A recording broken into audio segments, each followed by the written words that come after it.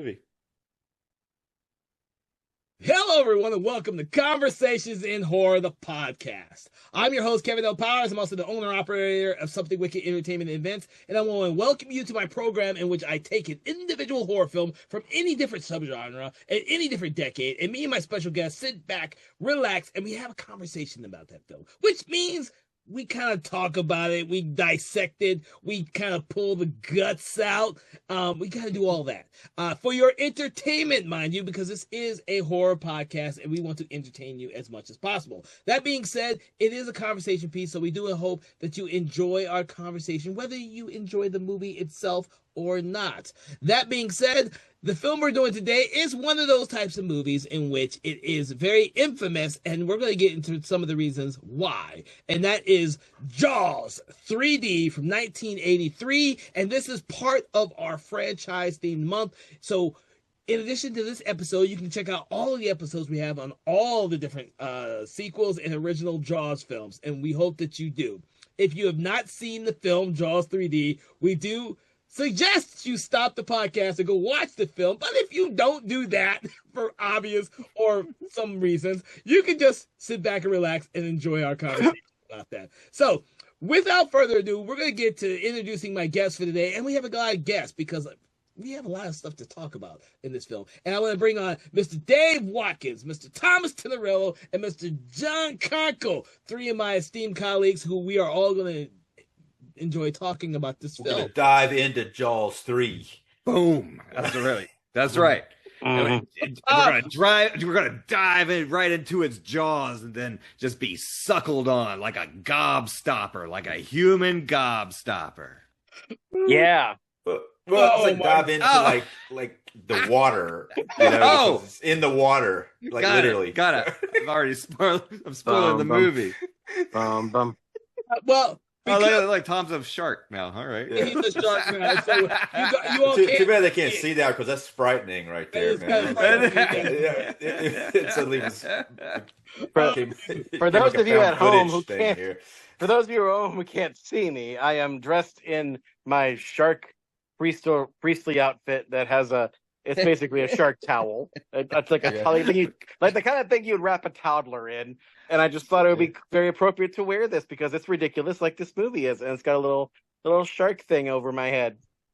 All right. So as before with the other films in this franchise, what we've been doing is kind of giving people an overview of our kind of take on this film, our kind of a story about why we either like or loathe or everything in between, while also giving an impression of what our first impressions of this movie actually is. And since there's so many of us, we're going to start with Mr. Dave right now to see what was kind of your reaction and impression of this film when you first saw it, and when did you actually see it?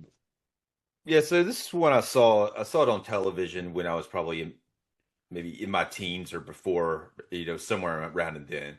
Edited, not that there's a lot of violence in it, but I kind of liked it the first time I saw it. There was definitely, it's supposed to be 3D. It wasn't 3D when I saw it. There's the 3D effects all look really, they stand out as being bad, even when you're watching it on TV. But there's a part where the shark comes through the glass. It's always, even then, I was just like, that scene is just stuck in my head as being really, really bad.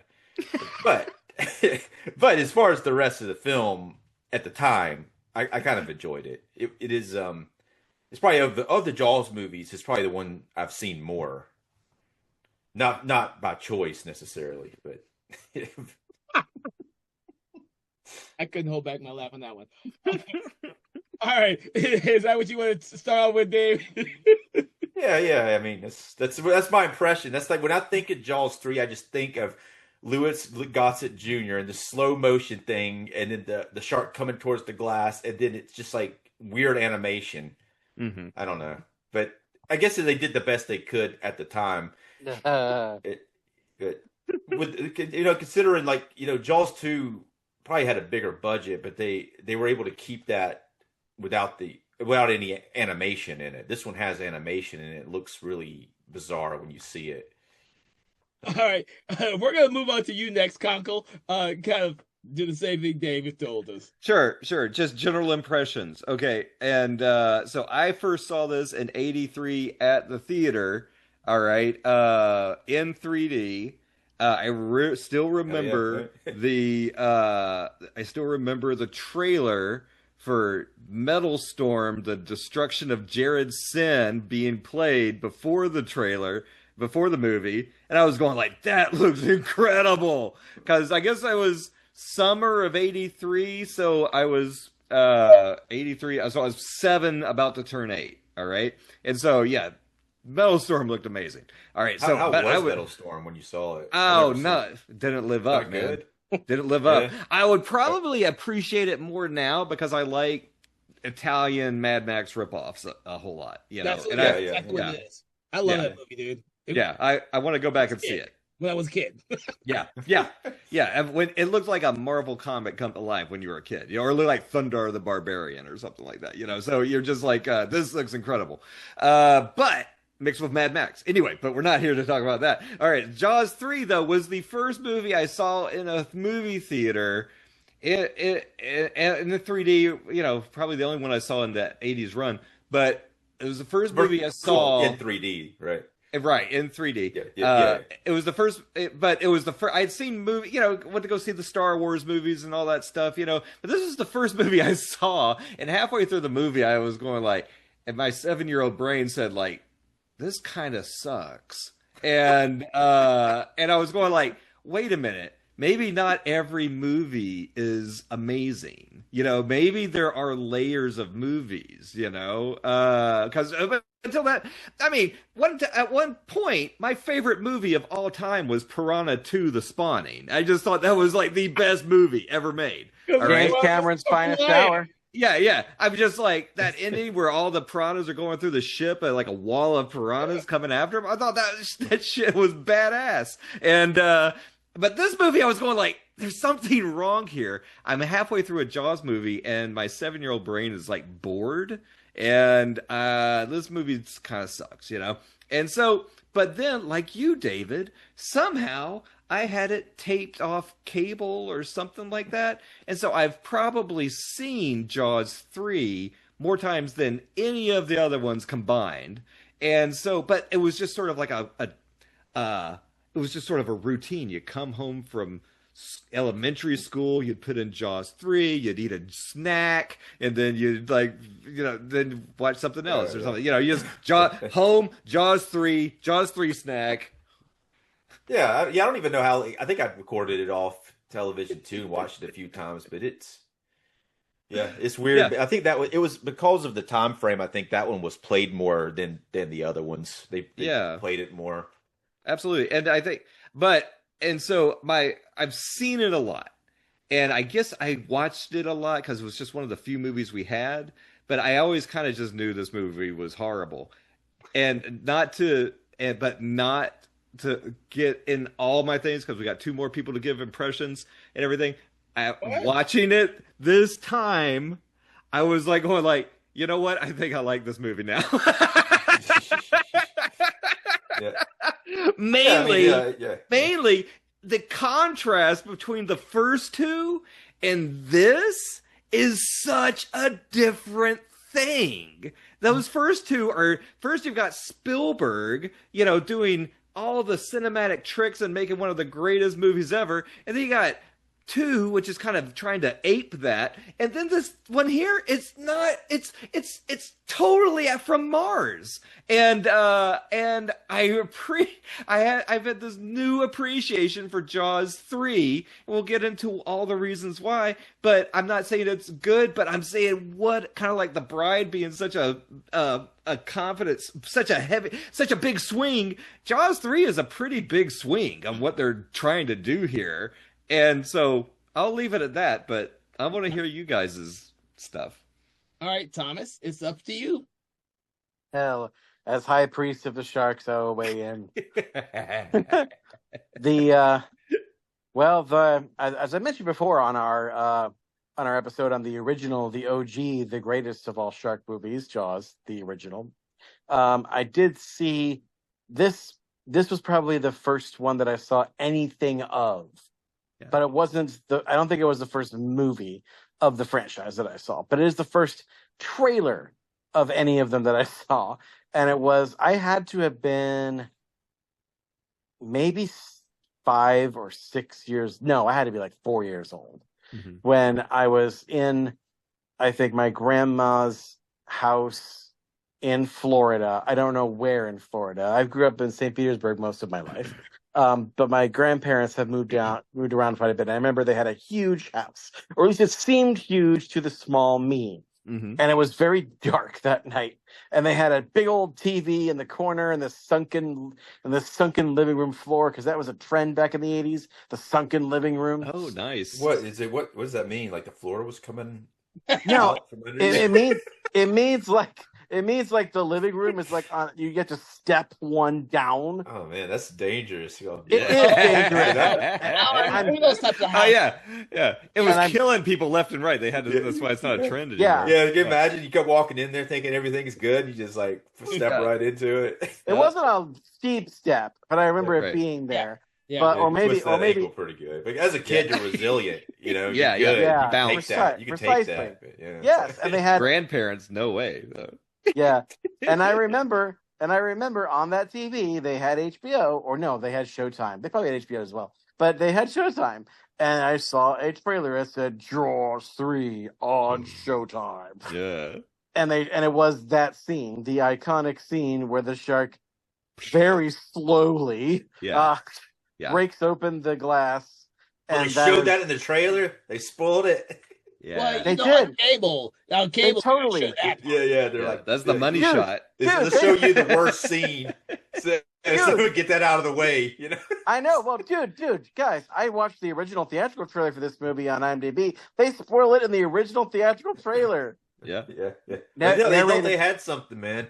I was so confused when I first saw that scene too, because I was like, kind of didn't really know what had happened because of the way that it shot. It was just like, he never connects with anybody in the room. It's just like no, it doesn't. Glass, and it's like, as a kid, when I was watching, I was like, "What just happened? I don't understand." Yeah, you know? we'll get into it because that scene is all kinds of messed up. Nice, but yeah, you're right, and you're not the only one who thought that. But yeah, so that was the first thing I ever saw, and weirdly enough, maybe they were doing this at the same time. There is my mom would record movies off of HBO all the time, and Showtime and what have you. And that's how I saw a lot of movies, uncut versions of movies growing up. And one of them had that half a second of that trailer. So I just see that half a second of that trailer for Showtime again and again. But I don't remember which movie it was on. Like, it wasn't Jaws 3. Yeah. She never recorded, I don't think, any of the Jawses on VHS. I don't know why. I think she thought maybe they were too violent for me. Yeah. What did you, as a kid, when you saw that shot on the trailer, what did you think of it then? I had no thoughts. There were no thoughts because I had no context. I had no clue. All I thought was, this is terrifying. That's all I thought. Oh, you're scared of it. You're scared of it. I was terrified of it because I did not understand it. Yeah. I knew what a shark was, but I did not know what the heck was going on. And I think maybe the inclination, and maybe the whole point was to make you think that the shark was coming out of your TV.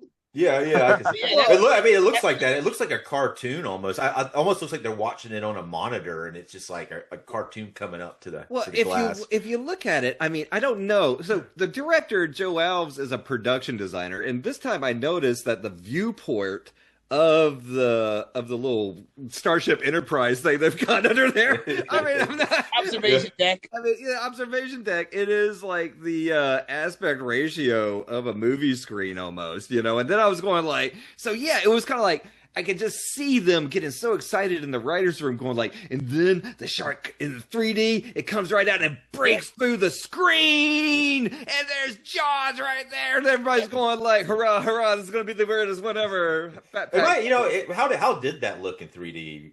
I don't remember. I remember it happening, but I remember the 3D not being impressive. It wasn't that good when you saw it. It was just like it wasn't like seeing Avatar. You're going like, oh my god, it's Anaglyph. Anaglyph, right? Back in the day when you had to have projectors capable of screening it. I think we lost Kevin. Huh? Oh yeah, that's true. Yeah. So I mean, that's you have a lot of issues like that back in the day. Yeah. No, I would say the floating arm was cooler. You know. it's still kind of. I mean, let's yeah. I'm not gonna the get floating into arms. We'll like get into it. We'll get into it. We'll get into it. But yeah, that was my first impression of the movie at all. And then years later, after I'd seen Jaws, mostly, I don't think I ever actually saw Jaws all the way through until I was in my late teens, early 20s. Yeah. But then I saw like most of Jaws too. I do remember at one point like finding out there was a franchise and like asking my dad or somebody how did they kill the shark in each movie. So like I needed to know how they killed the shark in each movie before I saw it. And then of course I do remember seeing the venerable classic that is Jaws 4, The Revenge, on HBO many times, very late at night. I don't know why they kept showing it like 2:00 in the morning. Yeah, they did. I remember that too. Yeah, so that was the first time I think I'd ever saw. I think maybe that might have been. I may have saw the ending of Jaws 4 before I saw the first Jaws movie. Because for me, the shark getting impaled. Spoilers for that movie, by the way. Yeah. Is like my ideal death of the shark. Also, because at the time there was a Nintendo game. Yes. Yeah. That was very much taking from Jaws 4. So we'll get into that. Yeah, we'll get into that when we get into Jaws 4. But yeah, that was kind of my whole experience of this as a franchise. But I don't think I ever actually like sat down in one sitting. I have seen the whole thing, but not all at once. Mm-hmm. I think my brain has been able to piece it together over the years. It's it's one you want to take in pieces. It's kind of we were talking about earlier. Watch movies like they're a mini series. It's just like you gotta take a break. Yeah. You got to take it in pieces like Jaws does. Yeah. He takes everybody in pieces. Yeah, that's it. It's hard to art, but sometimes he try to eat them whole, but it's tough. It is. He did eat Robert Shaw's character whole. In the first one. And he usually just takes a bite. He does eat one guy whole, and that comes back to bite him in the end. Well, let me just tell you, that's what I loved. It was just like Jaws loves eating people so much that he's just like, I'm just going to savor this one, man. I'm just going to like let it sit in my palate. I'm going to like enjoy the mouthfeel. He's like being a great white sommelier with that guy. Oh, Jesus. All right. Are you got anything else to say right now, Thomas?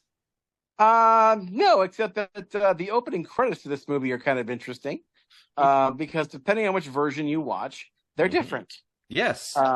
Because this movie, once it got released to TV, of course, they couldn't do the 3D. Mm-hmm. And so they just turned it to Jaws 3. So if you watch it as just regular Jaws 3, you might just get the Jaws 3, but they kept the Z-axis big 3D looking credits, but the actual Jaws 3 title is altered because it's not 3D anymore. But I saw on YouTube they reproduced the original, and I think it's kind of a perfect symbol. I've never seen a graphic more encapsulate the tone of a movie than this title graphic does, because it comes out in red and orange. And then you see the words Jaws 3D, and then it cracks open like the title itself is a shark Jaws. Cool, yeah. And then it goes chomp. There's an actual cartoon sound effect chomp. Yep. And then it says Jaws 3D. And I also think it's funny that the whole graphic, if you look at it carefully, is actually slightly off center. It's slightly to the left. It's not centered. I guess somebody... And I think that kind of speaks to the level of the special effects that are going on in this movie, where they try to do something, but it's just slightly off. Well, it was an early thing, I guess, but it wasn't just an early thing. Everything they do in this movie, albeit very ambitious, was still feasible with the budget they had.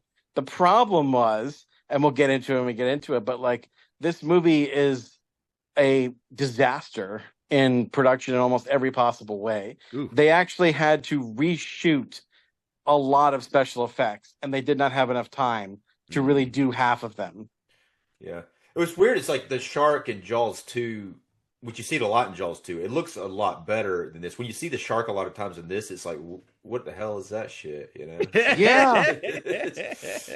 But it's like it's weird though because of how well it was done in Jaws 2, and you saw it a lot. Right. But here it's like stop showing the shark. Just you got to stop. Yeah. The thing I really hate about the shark in this movie is that it doesn't really swim very much. No. Most of the time, it just floats. Like it's a spaceship underwater. Well, that's the thing. That first opening credits, it's kind of like walking through a coral garden. Like oh, excuse me, pardon me.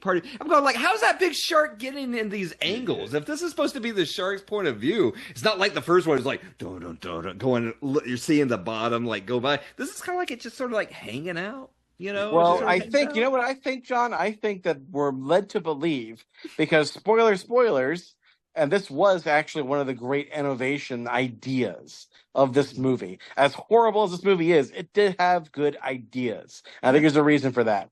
But I think we're led to believe that this is not the shark that we're seeing the point of view. I think this is the other shark. Yeah, I think probably. It does kill it. Yeah, it kills the fish, and the fish's head is like 3D. Instead of opening with a killing of people, it just it kills the fish head. Yeah. It kills the fish. It didn't just kill it, man. It ate its whole body and let its head just hang out there to be in 3D. So. Yeah, and I love that the head is still trying to breathe. Its mouth is still opening and closing. Well, think about the ideals back in when 3D was being utilized back then. You know, that's what we saw in, Friday 13th Part 3D, and we saw it in 3D this one, and Amityville, Amityville 3D. Demon. Yeah. I mean, Coming At Ya. Coming At Ya was earlier than that. Oh, it was? Oh, yeah. Did that start the whole craze? Yeah, that started. I think that started the craze before there was an actual craze. But yeah. Like, hey, we can do this. Yeah. We have actually seen that movie. Actually, now. I guess every 15 or 20 years they bring it back again. And it's like, hey, everybody, we could do 3D. Check it out. It goes about a year or two. The Mask 3D from Canada, the Canadian movie, The Mask 3D. That's one of the early versions of 3D being utilized. Oh yeah, I know what you're talking about. Eric Stoltz in it, right? No, that's a different movie. Also not to be confused with The Mask with Jim Carrey, which is a movie that movie, if somebody did a good conversion, I think that movie would look good in 3D. Yeah, probably would. Yeah. So my story is going to be completely off the cuff with all of you. I did grow up with this film, and I do not remember when I saw this film. I do remember seeing an uncut version, so I saw it on HBO, because I know we had HBO back then. My parents were all about that, so I did not watch this one on TV. I did see it when it was on cable. I believe it HBO. I don't remember if I ever had Cinemax or Showtime back then. I do remember having HBO my entire growing up. My mother did not. Cool. My mother didn't really like recording movies off of TV, because then they'd have the commercials, so she'd have me go through and pause it every time there was a fucking commercial. Yeah, buddy. Yeah. But the story about this for me is I never knew that this was a part 3 of this Jaws franchise for probably 10 or 15 years until after Jaws the Revenge. Wow. I only knew this movie as Jaws 3D, and I knew Jaws the Revenge. I never knew there was a Jaws 1 or 2 until long after Jaws the Revenge was released. So for me, this is the epitome. This was the first movie I saw with a fucking shark in it. And the only other movie I can remember seeing as a kid back then was Orca, the killer whale. Yeah. But that was a shark. I don't recall ever seeing any other shark movie other than this movie. So this became one of the films I saw a billion times growing up. Not just because I loved this film as a kid, but also because it has 2 of my favorite actors of all time in it, which is Louis Gossett Jr. and Dennis Quaid. Dennis Quaid, I watched every film he did in the 80s, from Dreamscape to DOA to Suspect to Enemy Mine. I was there for every Dennis Quaid movie. Now, that being said, because he had Louis Gossett Jr. in it, and I saw one of the greatest black African American actors ever, in my opinion. I was a huge fan back then. I still am a huge fan now. because he doesn't die in this movie, I've seen this movie a billion times because he is like one of the people that I idolized as a kid. Mm-hmm. So I watched this film a lot. Mm-hmm. And his character's hilarious. He is hilarious. He's in charge. He's running the show. He is running everything. He's in charge. He's all decked out in his suits, and he's got the French fucking name and shit. Like, I love the way he says it over the intercom. Dude, every time, Calvin Bouchard.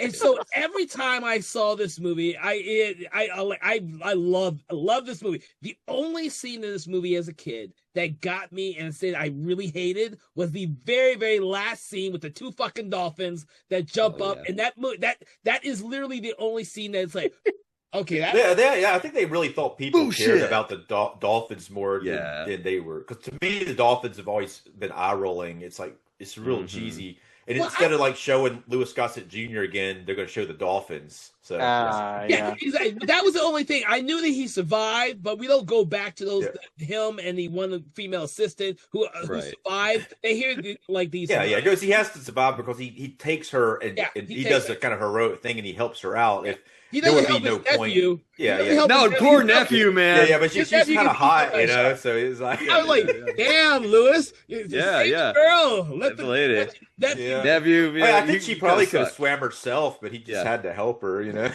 but in the 80s, chivalry. In the 80s, Louis Gossett Jr. was in all these amazing films. And it was part of my growing up in the 80s. The same with Dennis Quaid, dude. Dennis Quaid was in all the movies that I talked about to my friends. And none of them had seen movies like Enemy Mine or Dreamscape. I feel weird. I'm over here saying, fuck, I love Suspect. I don't even know who the fuck Cher is, but God damn it, that movie was awesome. That's what I'm saying. When you're a kid, seeing a movie was the thing, I talked about every one of these movies to my friends every time I went to school, and they thought I was weird because none of them had ever seen these movies. But I was talking about Jaws 3D, and they were like, oh, my parents don't let me go see horror movies. Horror movies? I was like, man, my mom let me see whatever the hell I want to see. That's right. Cool, Mom. But I did not know there was a Jaws 1 and 2 until years later. Hilarious. Years later. And even after the rewatch, some of us rewatched it for this podcast. I still absolutely love this film, and I don't know if that's because it has been with me for so long, or if there is something just inherently crazy about the fact that I love this film, and I hear stories that people hate this movie so much. Kevin, I'm with you, man, because I've hated this movie. I've seen this movie a million times, but I've never thought it was good until this last rewatch. And then I was going like, I like this fucking movie. This is a good movie. I don't think I've ever hated the movie, but it's definitely like, I don't know. It's definitely one of those kind of guilty pleasures, or it's kind of bad, but it's good at the same time. It's mostly guilty.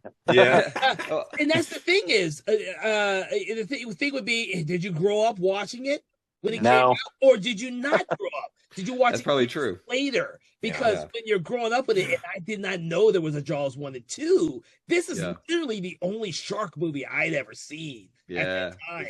I didn't watch all the 70s, 80s fucking Jaws ripoffs from Italy and all. There are a ton of them that came out, but I didn't see any of them.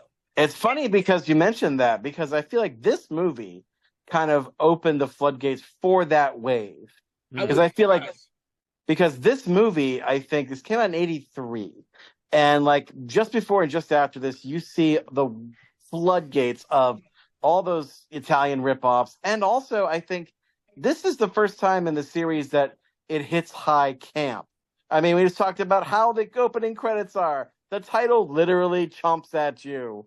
There's also this kind of Jurassic Parkishness to the movie. It's almost like, since the shark is now 35 feet long, as opposed to 20-footer in the first movie, 25 if you believe Quint, it's almost, and because there's several moments where the shark just assaults the park, the animals in the park, the divers in the park, and then one actually really good scene where the shark is attacking people in the aquarium ? It's not really an aquarium. It's more like a. I mean, the park does have an aquarium. Talk about the underwater tunnels. The tunnel. They say they're 40 foot down, so it's pretty deep. But at the same time, a 35-foot shark is going to be pretty easy to see, I would think. In this and it sneaks up on all these people, and they're all running, and they're running down the tube, and the shark just pounds his nose or her nose ? Against the glass, and the water goes all over. It takes like one hit, and that thing's not made very good. It takes one hit, and that thing's leaking. You know, it's like I know, right? It's like, I mean, we'll get into it, but like at the average thickness of glass in an aquarium anywhere is about 5 or 4.5 feet of thick. Yeah, but glass. it leaks on on the metal part. That's where it starts leaking. Yeah. But it's not made very good apparently, because if the shark hits it, I mean, think of the shark. He just comes up and. They're not expecting a shark to hit it. A 35-foot shark to hit it, guys. There's not supposed to be sharks where that theme park is. But you know, it's funny though that the people always panic instead of like saying, "Hey, cool, look, a shark! I'm like behind glass, it can't get me." They're like, "Oh my God, it's a shark!" You know, my assumption would be it can't get me because I'm behind glass, but then it hits the glass, and then it's like, oh shit, it's a shark. You know? Yeah, realistically, Dave, that's what would happen. But this movie is not concerned with realism in the slightest. This movie is high camp, and I would say with that sequence, this movie is basically a kaiju movie. This movie turns the shark. This movie turns the shark from the first movie basically into an underwater Godzilla. I think it's high camp because of hindsight. Another movie came out. It was designed to be a huge summer blockbuster film for everyone to go to. I don't think it was high. I think you think it's high camp now because of the shoddy CGI. I should say CGI. It's not CGI. 3D it's not CGI. Pre-CGI. The 3D effects and everything else that came with it. I think and the fact that there's so much infamy following the movie is why you would consider it high camp. But I don't think this was high camp when it came out. I don't know, Kevin. I mean, I think there was. I mean, the development of this movie, the story of the development of this movie is almost more interesting than the movie itself. And to some people, it is more interesting than the movie itself because there's so many. I can't think of another instance. I'm sure there is, but I can't think of another instance where one single motion picture went through so many wildly different permutations before it finally came to the screen. The very first pitch for this movie was a parody of the first movie called, and listen to this, folks. The title was going to be Jaws 3: People Zero. Yeah. The greatest title in motion picture history. And on top of that, I think it's supposed to be like National Lampoon's Jaws 3. Yes, and it was supposed to be directed by Joe Dante. Yeah. Right. It would have been kind of cool with Joe Dante, but it didn't go too silly with it, you know. Kind of kept it like matinee or something like that. Well, Joe Dante doesn't really do camp either. He doesn't do he does comedy, but it's dark comedy with his horror. Yeah. It's not like you're watching an Airplane or something, you know. Well, he does like snarky, cartoonish Looney Tunes cartoons comedy. So he would have just went off. This movie would have been like Gremlins 2 in the early 80s. So it would have been amazeballs. But like apparently the only reason why we didn't see that is because Spielberg saw the pitch and threw a fit and said, "No way that's happening." So I think it's better that they didn't go that route. I love Gremlins too, but me too. People hate apparently, Dave, there, I guess Daryl Zanuck and who was the other producer guy? What was his name? Something Brown. Yeah. David Brown. Brown. So those guys were the two big producer team behind the first Jaws, and I guess they liked that idea. But as soon as Spielberg said no to it and realized they weren't going to do it, Zanuck and them not only quit the project, they quit Universal Studios. Yeah, and they really upset. They got super upset. Yeah. And then right after that, apparently, I guess part of that is the reason why this movie was only distributed by Universal. It was not actually financed by Universal. It was some other dude named Alan Lander or something like that Productions. So that's part of the reason probably why, from a production standpoint, this isn't nearly as well thought through as the first two. Well, you know, it's funny that you said it's not a universal, but you said this before when we did the original Jaws, that Jaws is a universal monster, which I think that especially this one is Revenge of the Creature from the Black Lagoon. It's like the same plot, and it also has a very similar thing going on with the kind of almost a love triangle between three of the characters, but then it doesn't happen.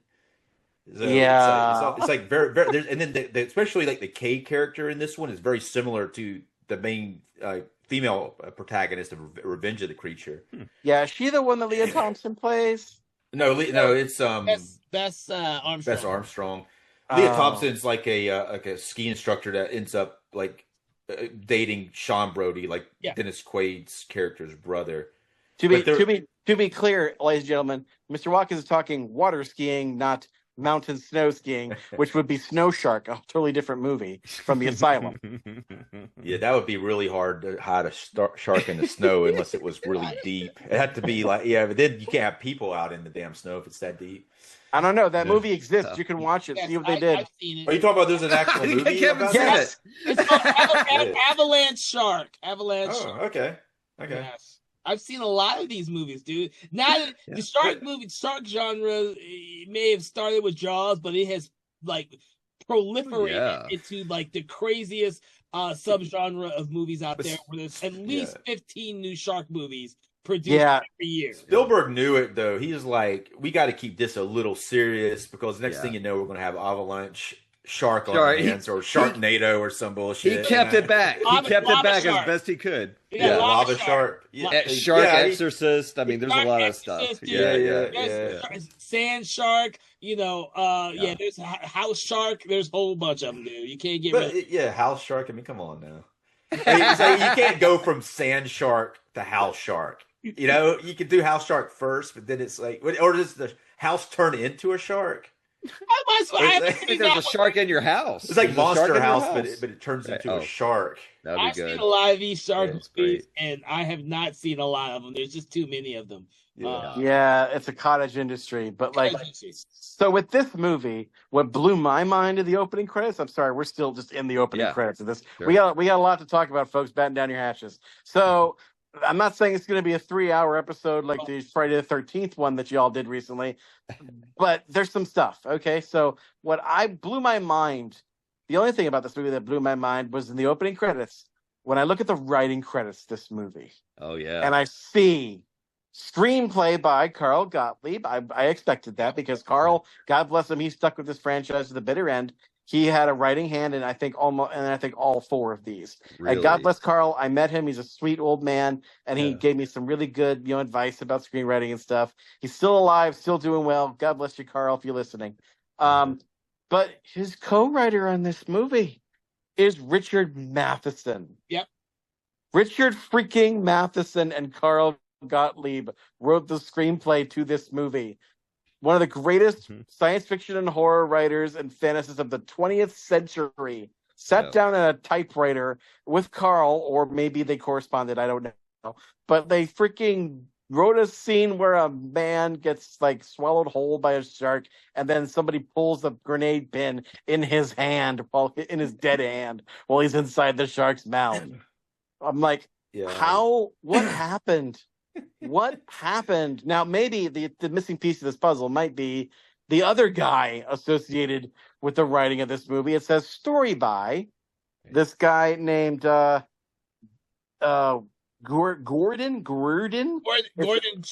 Trueblood.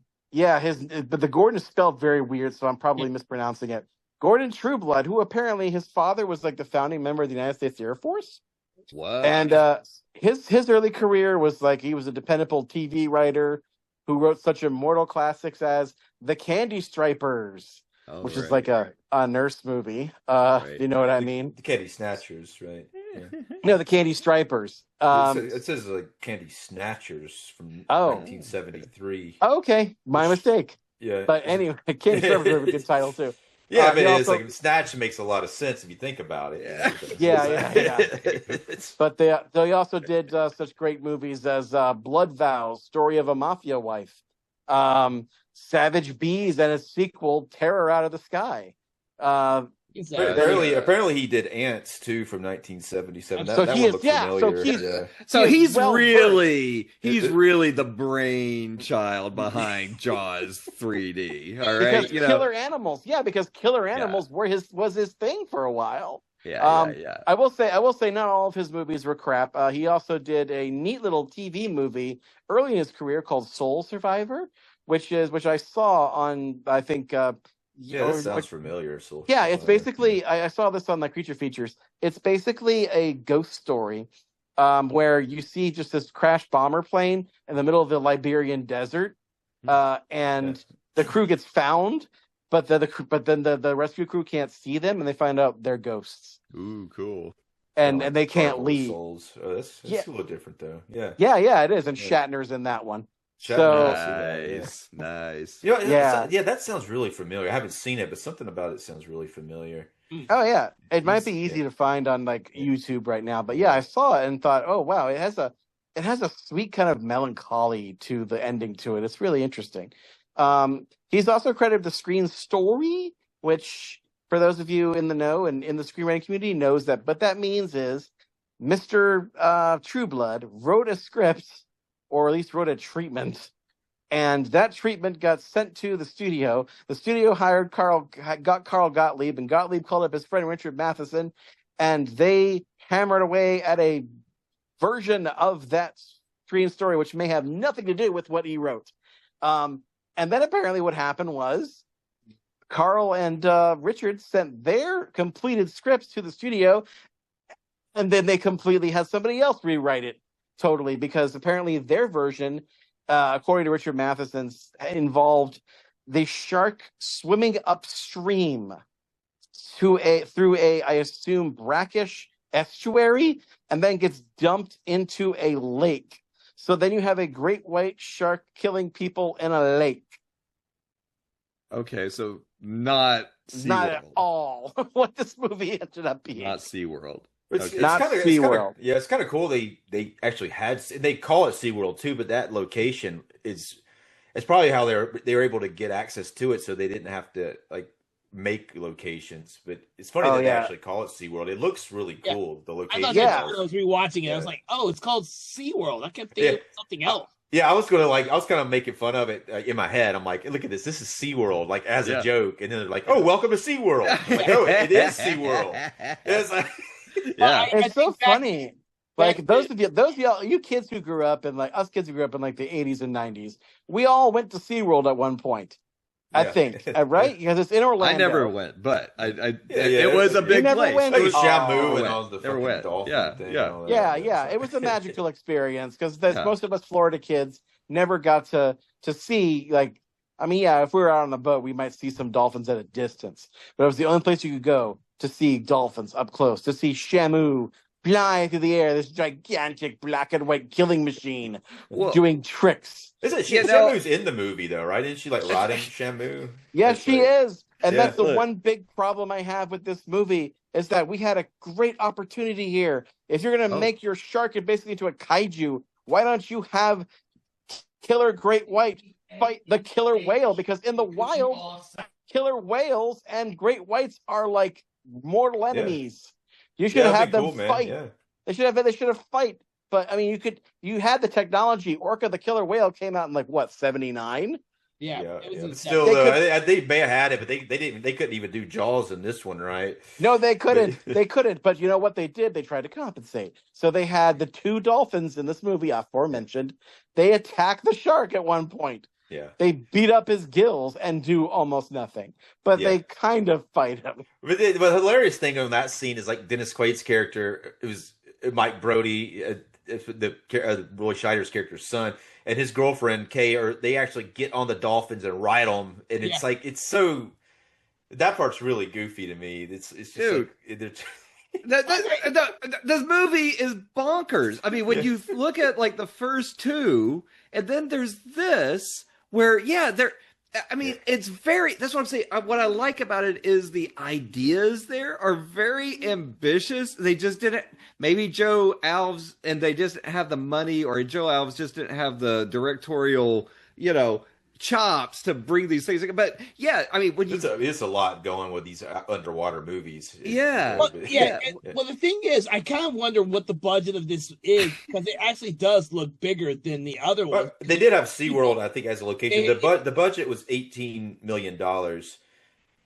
I'll see what Jaws 2 was, but it looks much bigger than the other two. Bigger cast, bigger locations, and I think they spent probably a lot for the cameras to do 3D to begin with back in those days. Jaws 2 was $20 million, but the problem with this one, like Thomas mentioned, I think the ambition behind this movie is what hurt it the most, because they tried to do things they couldn't accomplish. Yeah, but I can picture the excitement in the room where there's going like, and then they grab the dolphins and the shark is coming up and they're having to ride the dolphins to get away from the shark. I'm going like, wow, that's like really cool scene. And I can just see like the movie really being directed by Joe Alves. You know, he did like the production design on like Escape from New York and a lot of stuff. Oh yes, like movies like Scream, Pretty Peggy with Betty Davis. And Sugarland Express. So he's worked with Spielberg before. Yeah. That movie felt like a Spielberg scene. It was almost like it was trying to mimic. Even they had music, like the music came up like all triumphant, like we're getting on the dolphins and we're going. Yeah. Oh, and that scene has the best, you know. You could just feel the guys being excited. Oh, and then we're going to like build in the music up. Bum, bum. And then when the shark comes up, boom, boom, boom, boom. I get, you know, the people in the audience are going to lose their shit. That's like halfway. That's like halfway through the movie. There, that was kind of like the part that's I don't know. I agree with Taco on that. I agree that energy is what sold the whole concept for this movie. It's that theme park. I see this film now as what the people in the room were when they were pitching the movie for Speed 2 Cruise Control. In there thinking all this stuff was going to be the greatest, 10 times bigger than the first Speed. We're on a fucking boat. We're going to be racist shit. It's going to water flying in people's faces, and Willem Dafoe playing the worst villain. He's going to put leeches on himself. He's going to leeches. And so I get that impression from this film, because when I watch this film, everybody seems to be enjoying themselves in this movie. There is nobody who seems to be late. They all know what type of movie they're making. Maybe not Dennis Quaid, because Dennis Quaid apparently had a horrible time making this movie. He said he had a blast, dude. He said no. Well, he had a blast, but in a different way. Because Quaid says that there is not a single frame of this movie that you see in the final cut where Mr. Quaid is not coked out of his mind by his own admission. He is so high on cocaine this movie the entire time. I heard that too. Yeah, but that doesn't mean he's not enjoying himself. If you see, he's probably having an amazing time. His 80s movies, he could have been coked out of all the movies then. Well, I mean, it was the 80s. In fact, I think maybe everybody except Louis Gossett Jr. was probably snorting up some coke in this movie. But the thing is, when you're watching Dennis Quaid, he's having a ball. Because the movie itself is designed, in my opinion, to be a fun movie. It's not like I said, I hadn't seen the first two before seeing this one. So going back to watching those two films, which were not nearly as fun, it does not make them like we talked about the second film. For me, the second film does nothing for me at all. It doesn't do anything for me. The first film I can take mostly because of Spielberg was a brilliant director back then, and even on those quiet moments, those scenes with just the villagers of Amity, you get these really well done little scenes, and the actors are doing such a great job. In this movie, there are no little scenes like that. This is a summer blockbuster movie where those little scenes don't exist, because it goes from one scene to the next, trying to keep audiences keyed in to the fact that there's a shark loose in a theme park, which is what people go to during the summer. Right. Like they're trying to make it scary. It kind of predates Jurassic Park a little bit, you know? Yeah. Well, maybe Westworld, you know. Yeah, I was about to say maybe they're going back for Westworld vibes there. Yeah. But kind of, you know, we were talking about Shamu, you know, kind of in a post Blackfish documentary world. You know, you kind of see this movie. I kind of had a different lens on this movie too, where I was like going, another take on this is like Jaws being like the Avenger against SeaWorld. I mean, like I kind of love this movie just because it's Jaws coming in and fucking shit up. I mean, you know it's what? just... You know what? I think you got something there because my take on the first, my crackpot theory on the first movie Shark is that it's not really a shark; it's a demon in the form of a shark. Okay. And then maybe if that's the case, maybe this movie, it's not a demon, it's like the wrath of God on the people who are destroying the earth and messing with Shamu. So God sent a ravenous, like Leviathan, like angelic creature that assumed the form of a shark. But then again, the thing has a baby, so that thing is all out the window. But yeah, it was kind of like what it was the old kaiju. What y'all were talking kaiju when I had to jump up, but it was like Gorgo. That's the plot of. Oh yeah, this is the plot of Gorgo. Where that is the baby. You're right. Oh my gosh, yes, that is the plot of Gorgo. Right. Oh yeah, right. and also just actually then the Triphibian monster. That one where the monsters have a beak and wings. I can't remember. Gappa. Okay. Gappa, the Triphibian monster. Yeah, they're trying to get their baby. Right. So yeah, that was the big thing. And also, like, let's back up with some science for a little bit here. That I remember, like, a big part of this movie was them being so excited that they got a great white. Yeah. Like they could when they got the baby great white, which is played by a real shark. When they got it in, they were so excited, and there's a reason for that, ladies and gentlemen, is because that when you go to like the Georgia Aquarium and you see the sharks in there, you will not see a great white shark.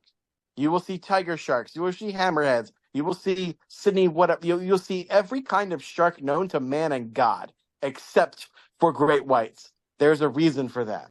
It's not just because they're chomping killing machines. No. They're actually not like that at all in the wild. But for whatever reason, a great white, every time they have tried to get a great white in captivity, it never works. The shark dies because the great white cannot be contained. The great white cannot live in captivity. It has to roam. It has to get out. Now, of course they kill it because Louis Gossett Jr.'s character is like so into moving it, and so it kills it earlier than it would have, but it would have died anyway because of that. But they put it in a kiddie pool. I mean, it's like they're gonna try to move it around and get it to live. It's funny how that happened in front of all these people too, and they're like, "Oh my God, the shark's dying!" That's what I love. It's like Creature from the Revenge of the Creature. Yeah, exactly. The Creature. Which one? The Revenge of the Creature. Revenge of the Creature. Yeah, because they did the same scene, but it's funny though. It's funny that people saw it, and it is funny that they had SeaWorld let them shoot this at SeaWorld, where it's clearly is not SeaWorld. Like it's in favor of SeaWorld. It does not put them in a favorable light whatsoever. And it's funny how SeaWorld didn't notice that. They were like, okay, this will be good publicity for us. Right. And of course, it probably was at the time, but now seeing it, knowing what we know more about it. Yeah. I think movie. Yeah. Well, I think part of the reason why they let them do it is because they thought that this movie would be a huge hit, and it was. But they also realized, I think, when they read the script, if they read the script all the way through, which I doubt. But I think they did realize though that this SeaWorld in this weird alternate reality in which this movie exists is nothing at all like the SeaWorld that we went to when we were kids. Like that underwater tunnel with that mountainous region, that dry for wet, miniature set that they obviously built is nothing that could not ever exist in the Gulf of Mexico. The waters are just not like that. Yeah, well, no, it's a lagoon. Yeah, it is a lagoon. I did read that there's some tunnels like that in some places. I was doing. There are. Yeah, but it's a cool location though. That underwater tunnel. Well, that's what I'm saying. What I think this movie was really was like Joe Alves given an opportunity to direct, and he just got out that pencil and he just started drawing shit, man. He was going like, I'm gonna have a underwater fucking Jaws, man. Just people hanging out on the beach. I'm gonna be in the water in the Starship Enterprise. And it's gonna have all this shit coming out. You're gonna have the people are going to be, and he drew all this stuff. There's going to be the Spanish galleons with skeletons, and then we're going to set it where it is going to be 3D. So you're going to be like having all this weird underwater stuff. It's going to 3D underwater. It's going to look great. And it's like, it's so much bigger than the first two movies. But I mean, to a fault. And then we're going to have like this submarine floating around. Like they're going to be flying around like a spaceship. That you didn't have. Yeah. So it's kind of like kind of cool. It's kind of like something out of James Cameron there, you know? Yeah. It's the one Jaws movie where the shark almost never surfaces. It's almost entirely underwater the whole time. And did you see the fin in the first after the credit scene with the skiers? Which right when I was watching that scene right after the credits, you got these friggin' water skiers doing this cheerleader shit, like standing on top of each other. I'm like, holy crap! You know, I'm thinking. Of course, once you realize that it's all SeaWorld and they actually do stuff like that, it made more sense. But it was like, damn, that's some crazy choreography right there. But then you were fully expecting them all to die in that scene because you know that the shark's underneath them because we've been taught to expect that from the POV camera shot where it's like, oh, that's the shark looking up at his next meal. Oh yeah. It does show the fin, but it doesn't. They eventually fall off, but then they all get away. But that's how the shark gets into the. It was too early. It was too early in the movie, and we knew it was too early in the movie. We're like, they're not going to get eaten. You know, that's something I got out of this one. They followed him. Yeah, I didn't get that. Oh, this is actually kind of like it's a setup. That's why that's how he gets in the park. He's chasing after the. Oh, okay. They actually thought this out. The shark is in the wild. And then, of course, it follows them into the park. Now, he breaks the gate, which leads to the first, which sets up the next thing. Yeah. So the movie's kind of for me like a science fiction movie, kind of like an alien movie, where there's people in the space station part, and then but it's also kind of like a slasher film, all the Jaws films are slasher films, especially two. But you're right. You're totally right. I think this is the one where the shark is most like a slasher.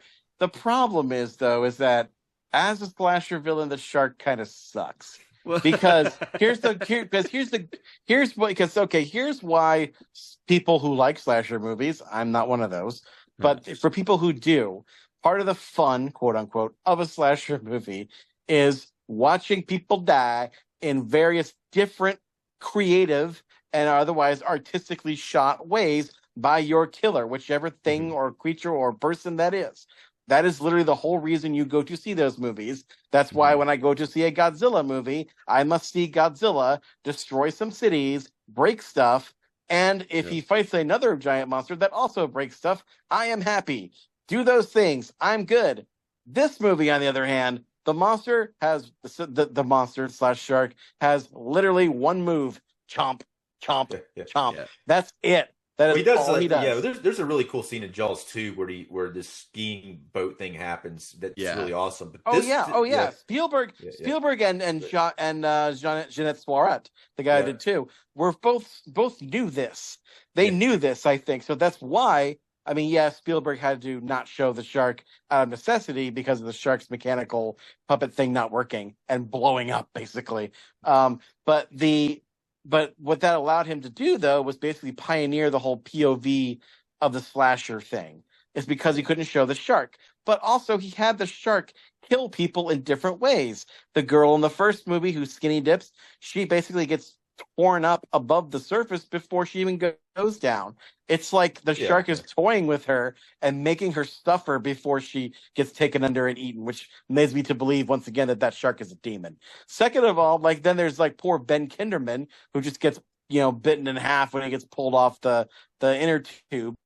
And then, of course, there's a guy. Oh, the barrels. Those two idiots. No, the barrels. Well, there's the barrels, but there's also those two idiots. Yeah. The guy, the dock scene where those two idiots are trying to fish for the shark, and then the dock gets pulled off. So those are all variety of kills or near kills. I mean, this movie doesn't have that. There is something in this one though that it kind of breaks the rule of the slasher, where one guy gets killed pretty gruesomely.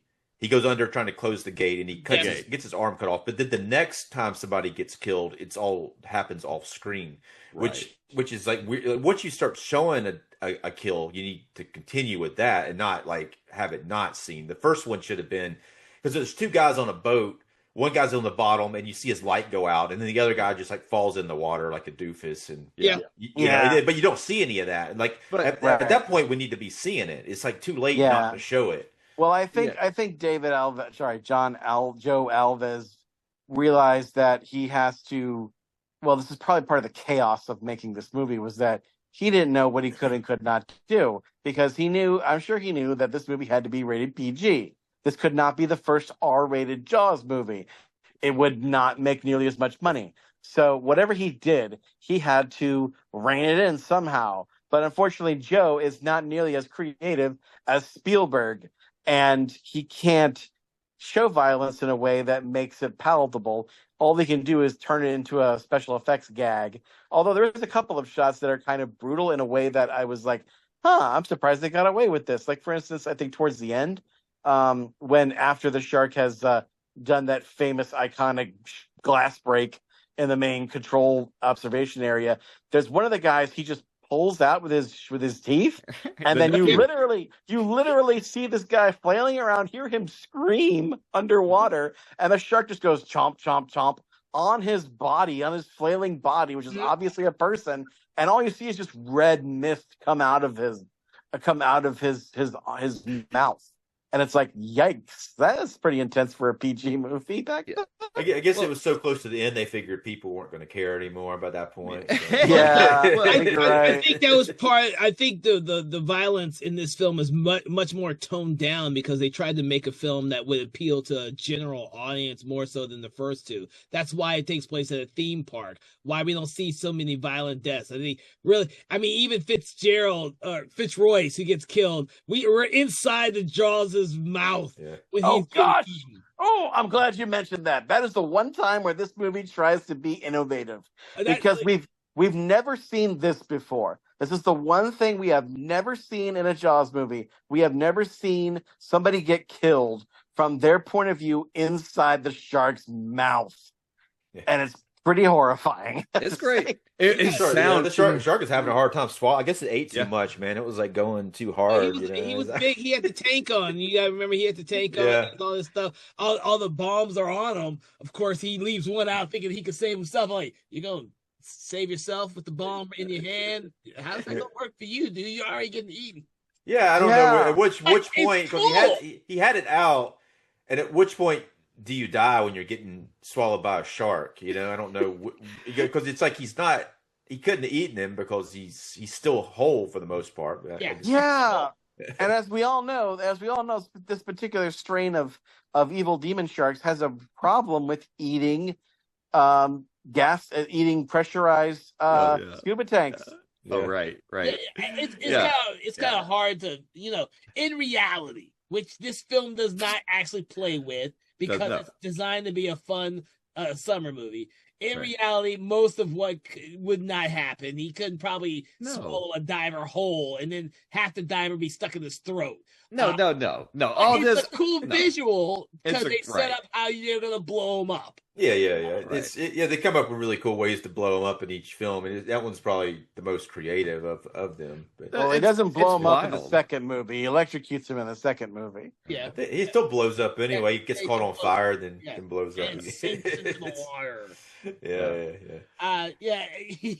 But still, but they come up with creative ways to kill the shark, and everybody's ready for it. But, when skipping ahead, we blow up the shark, but that whole scene, now Kevin, you're on my side, all right? The end of the scene where he smashes through, the storyboards for that scene are probably like amazing, because like you've got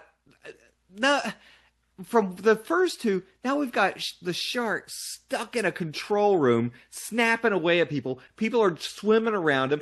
this movie had it been made, now Jaws 3 would be just like as like crazy as like something like Deep Blue Sea or something like that. This is it with like this is like it with like a hand puppet and it's a stop motion.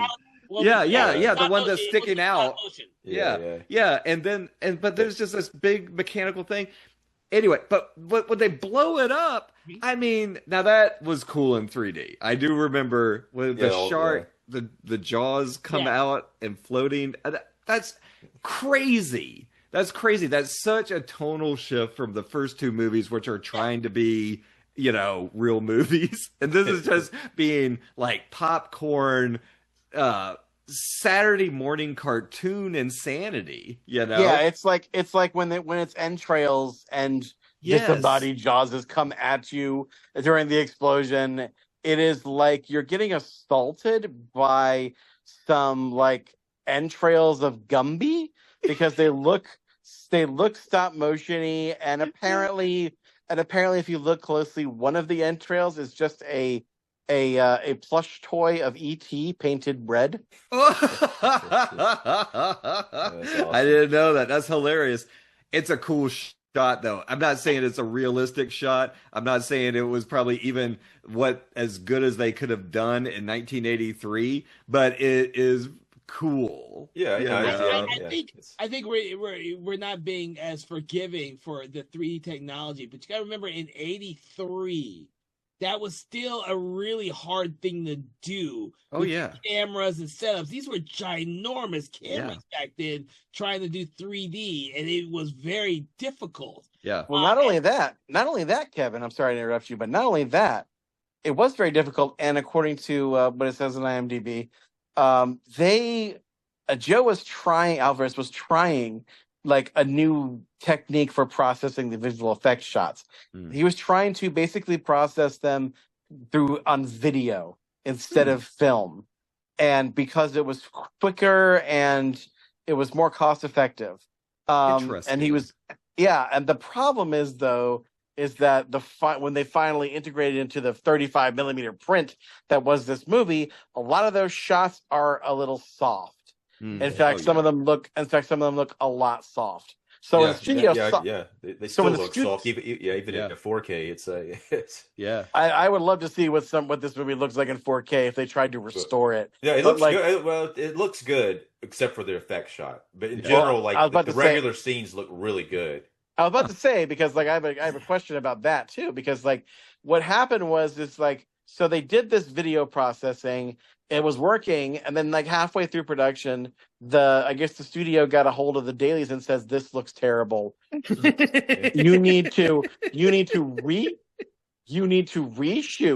Mr. Alves, all of their visual effects shots with the film process that we have been using since time immemorial right now. And he's like, but I'm halfway through. He's like, we don't care. So he did, which is why there's like two versions of like more than half of these effects shots. And one of those was the climactic one where the shark breaks through. Apparently there's a whole different version of it where the shark actually looks more realistic.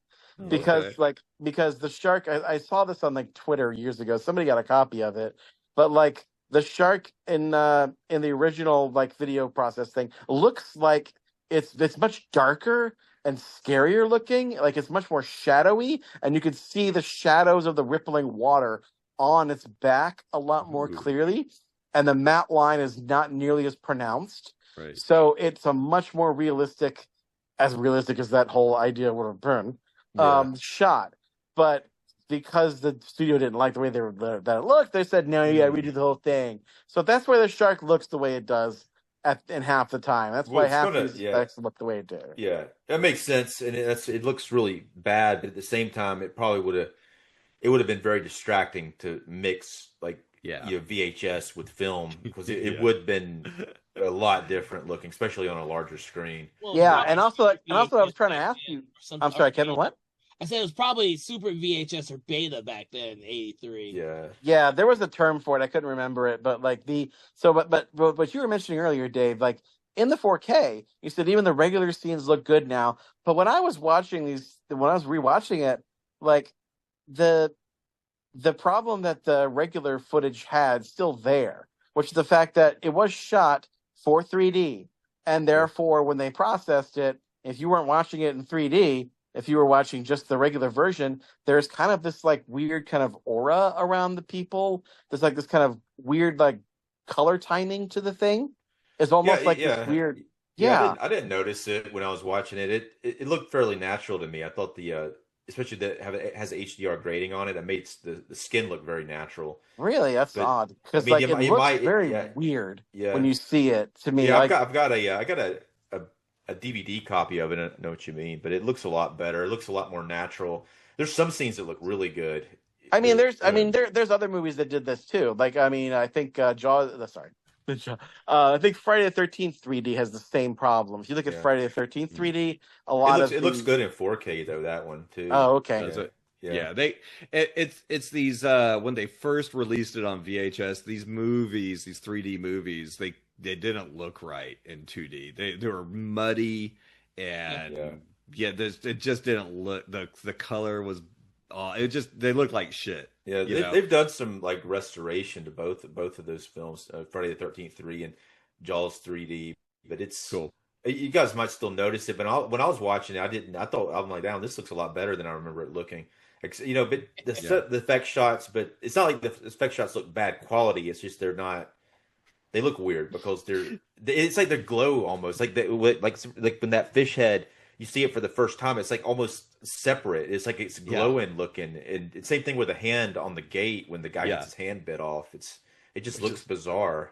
Yeah, it's just giant matte lines. It's just it looks really weird. There's no way around it, really. I don't get it. Although, ladies and gentlemen, if you all out there really love practical special effects, and we know that most horror fans do, you'll probably really like the seams that you see in this movie. I was just about to say, Tom, with now everything being so perfect and so glossy, that's another reason I kind of liked it rewatching it this time. Going like, you saw all these seams, and the movie is kind of a mess, but it's a very ambitious mess.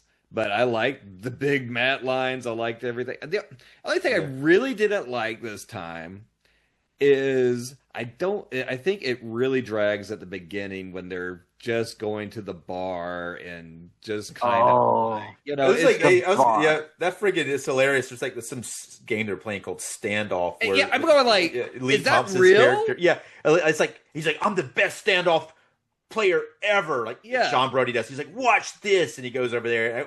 What is it though? They're like trying to look at each other, and someone breaks. It's like push each other over. Something. And everyone in the bar is like all like around. I'm like, ooh, yeah. I'm like, did that happen in Orlando back in like '83? Was Standoff a big deal or something? I mean, but it's like he knows, like the Mike knows. He knows like you better not mess with him with Standoff. Nobody's ever beat him. What do you say something like he's like says something to her like funny like your shoes untied or something like that, and she looks down. He's like, gotcha. Yeah. Oh man, she's impressed too. Yeah, she loves him. She falls instantly in love with him. 80s movies back. But if you're good at something and somebody comes over and beats you, you're immediately infatuated with it. That's it. It's not like that motherfucker. I'm the biggest standoff person ever. Wait till I get you next time. No. It's like, you're now a couple. I mean, that's I think that happens in other movies, where they one up them. Yeah. So my theory is that Standoff was probably not written in the script. I think that was probably, I got a theory that was just something that Dennis Quaid and maybe one of the other actors came up with while severely drunk and also high on cocaine do during the scene. To get drunk off of cocaine. Well, I wouldn't know, but I would assume. Well, most movie alcohol is high on cocaine. How about that? Yeah. Okay, there you go. Drunk and high on cocaine, which would be a bad combination. Yeah. But anyway, so apparently during this, because as I found out, but like making this movie was insane. Pre-production of this movie was bonkers. Shooting this movie was a nightmare and craziness all around, because like apparently during the filming of this scene, there was a bar fight that kind of erupted between Dennis Quaid, who was high as a kite, and an extra.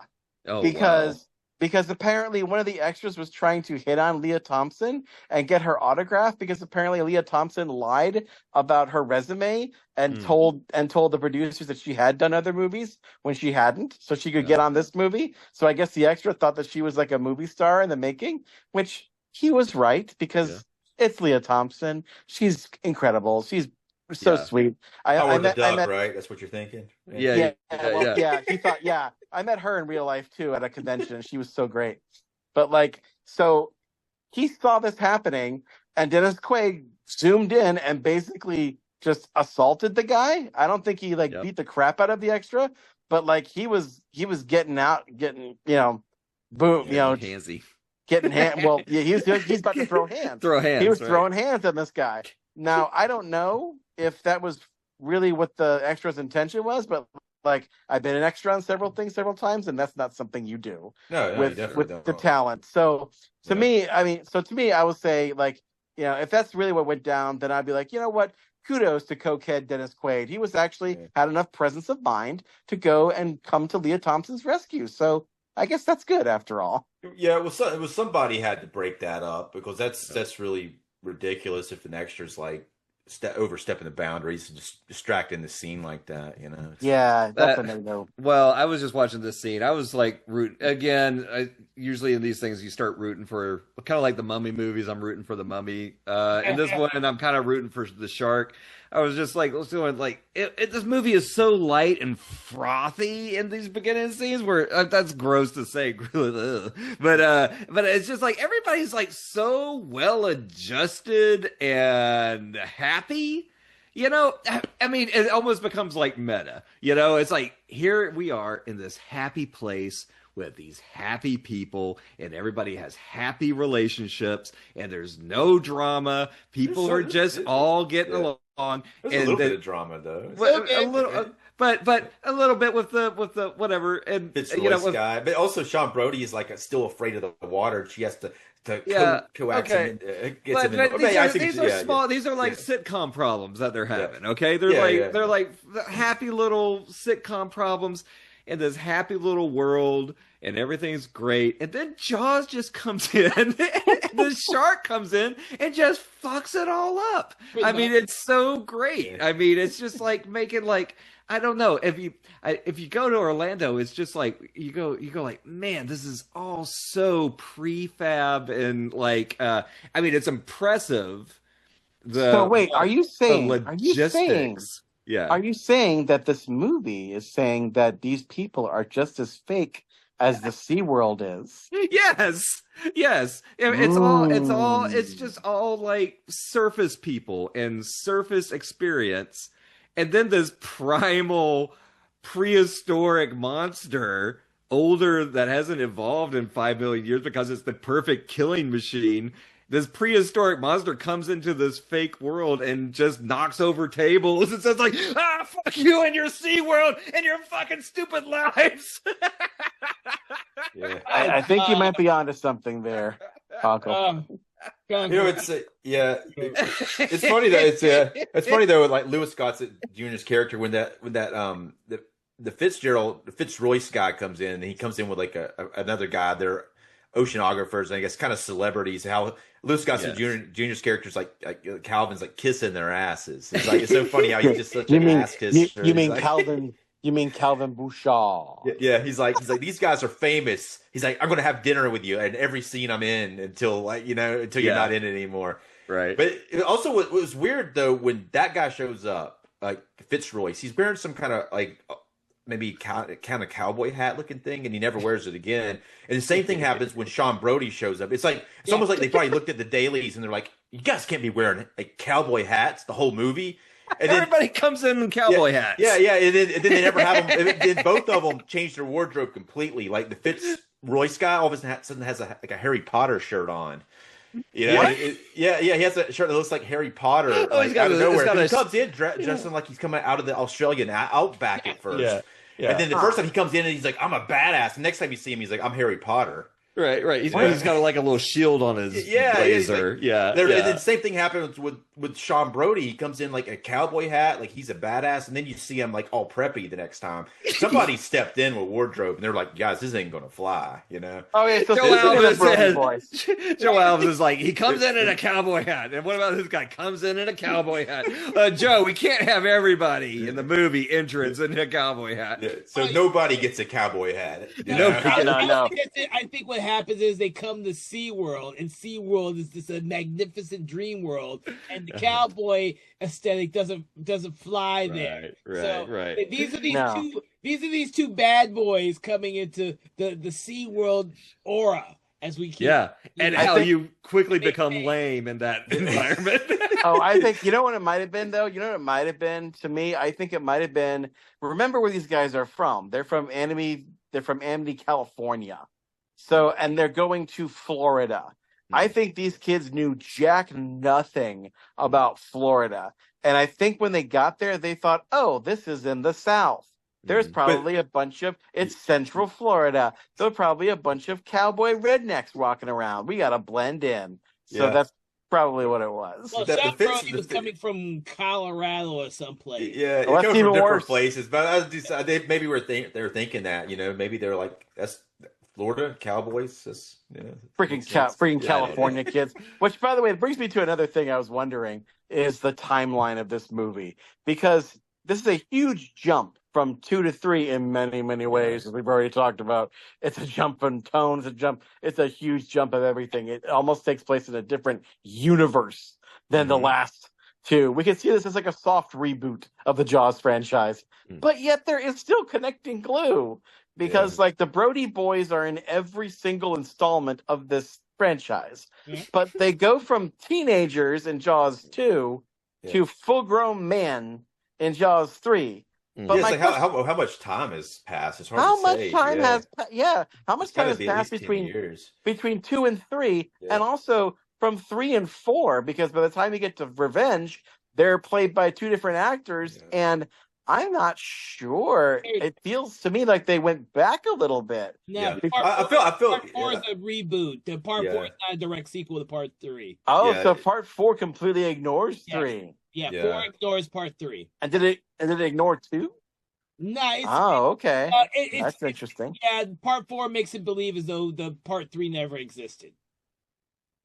So that would be weird because Mike Brody is married with a kid, and they're different. He's not an engineer or architect like he is in Part 3. He's done a lot between Jaws 2 and 3. Like it become that engineer is completely right. And then of course the brother is now a police officer still in Amity. He never really left Amity. He kind of just took over his father's position, kind of thing. Is his father dead in this one? No. No. There's some dialogue. They talk about it in one scene. They do mention him in present tense, like he's still alive. He's like, my dad's the same way. Yeah. So Roy Scheider's still kicking around in this universe. Right. Yeah. He's still alive. Part 4, he's dead. They were hoping to get him back. I guess they're like they weren't letting it go yet. We're not letting it go, and then I guess he's not coming back. Apparently, Roy Scheider has gone on record in saying that Mephistopheles himself could not persuade him to do Jaws 3. He was never in a million years ever going to set foot on that set. It would have been like a Die Hard movie. It was like everywhere this guy goes, like a freaking shark attack starts happening. I wouldn't have hated it though. I wouldn't have hated it if he'd come back again. But but it's but at the same time, it's funny that he intentionally took another movie that would take up a bunch of a time like Blue Thunder, so he wouldn't get the call, or if he got the call. He's like, they never called me, but they knew not to do it, Yeah. But you know what? Good for him, because Blue Thunder was pretty cool. Yeah, it was a pretty cool movie. It does have a new 4K release coming out from Arrow too. Yeah, I saw that. So Daniel starred in it too. I'll probably get that one because I love Blue Thunder, dude. I love it. They made a TV show with that too. Apparently, they announced a Blu-ray release that has Dana Carvey in it. I never even knew about that. Oh, that's right. And Bubba Smith. Yeah. Bubba Smith. Yeah. Well, speaking of tangents, we're now going on because we're running out of things to talk about this movie. Finally, No. I want to talk about the Back to the Future connection with this movie. There's one obvious one, of course, is Leah Thompson, who of course played Marty McFly's mom in Back to the Future 1, 2, and 3. But also, let's not forget that classic moment in Jaws 2, where Marty goes to the future, the year 2015, and almost gets eaten by a really badly CGI shark. Right. That's on a marquee for Jaws 19. Yeah. Right. Which right. And of course he has that great line, the shark still looks fake. And you know what, by then, if it's that level of CGI, yeah, the shark would still look fake. And you know that by then they would have just been CGIing the shark at that point. Yeah. But I did some math and I was like trying to figure out like if 1 through 4 exist in the world of Back to the Future, like how many Jaws which apparently this Back to the Future exists in a world in which this movie and 4 had to have been huge successes. Like they're very different movies. So I'm like, how many Jaws movies would they have had to make to get to 19 by 2015? And I think I did the math and I sucked at math. So I had to get my wife to help me with it. And she guesstimates that they would have had to make one Jaws movie every 2 years in order to get to. Yeah, that's I can believe that. Because they were like pumping those Friday the 13th movies out one a year. But if it was like 2 a year, like the only time they were doing that was like with the Mummy movies. But but if it was like 2 a year, I wouldn't believe it. But the only difference though is that the Friday the 13th movies are much cheaper than a shark movie. Yeah. Oh, I'm sure they got cheaper to make as they were going. It was another good scene in Jaws 3.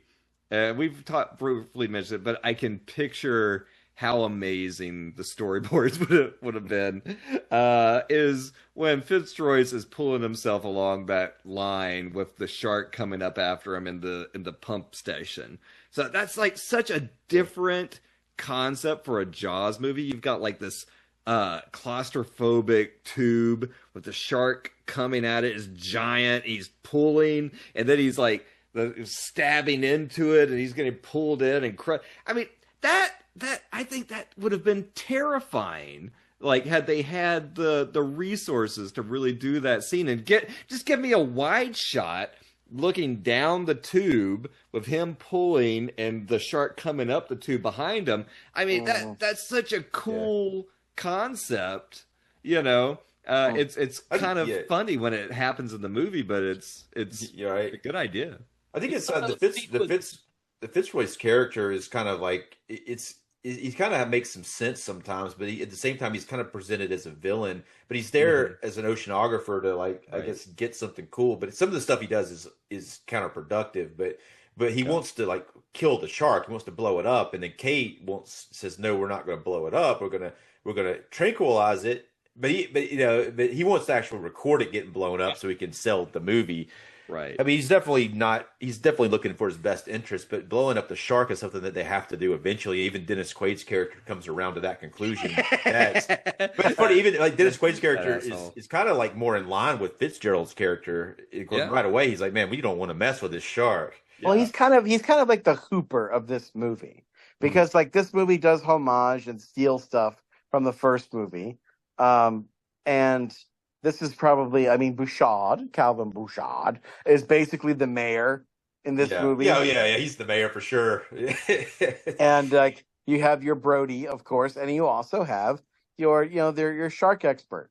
But in this case, the shark expert is a jerk, and the shark expert actually is kind of more like the cliche of the sci-fi monster movie scientist, not a mad scientist, but a misguided scientist. He's the scientist who's like, we need to communicate with the alien invaders. We need to go in and communicate with the monster. We can learn so much about this creature if we just get it alive. And of course, he always gets destroyed or eaten or something. The girl is more of the girl's the scientist, but he wants to blow it up until later on. Like I like the way he's just kind of.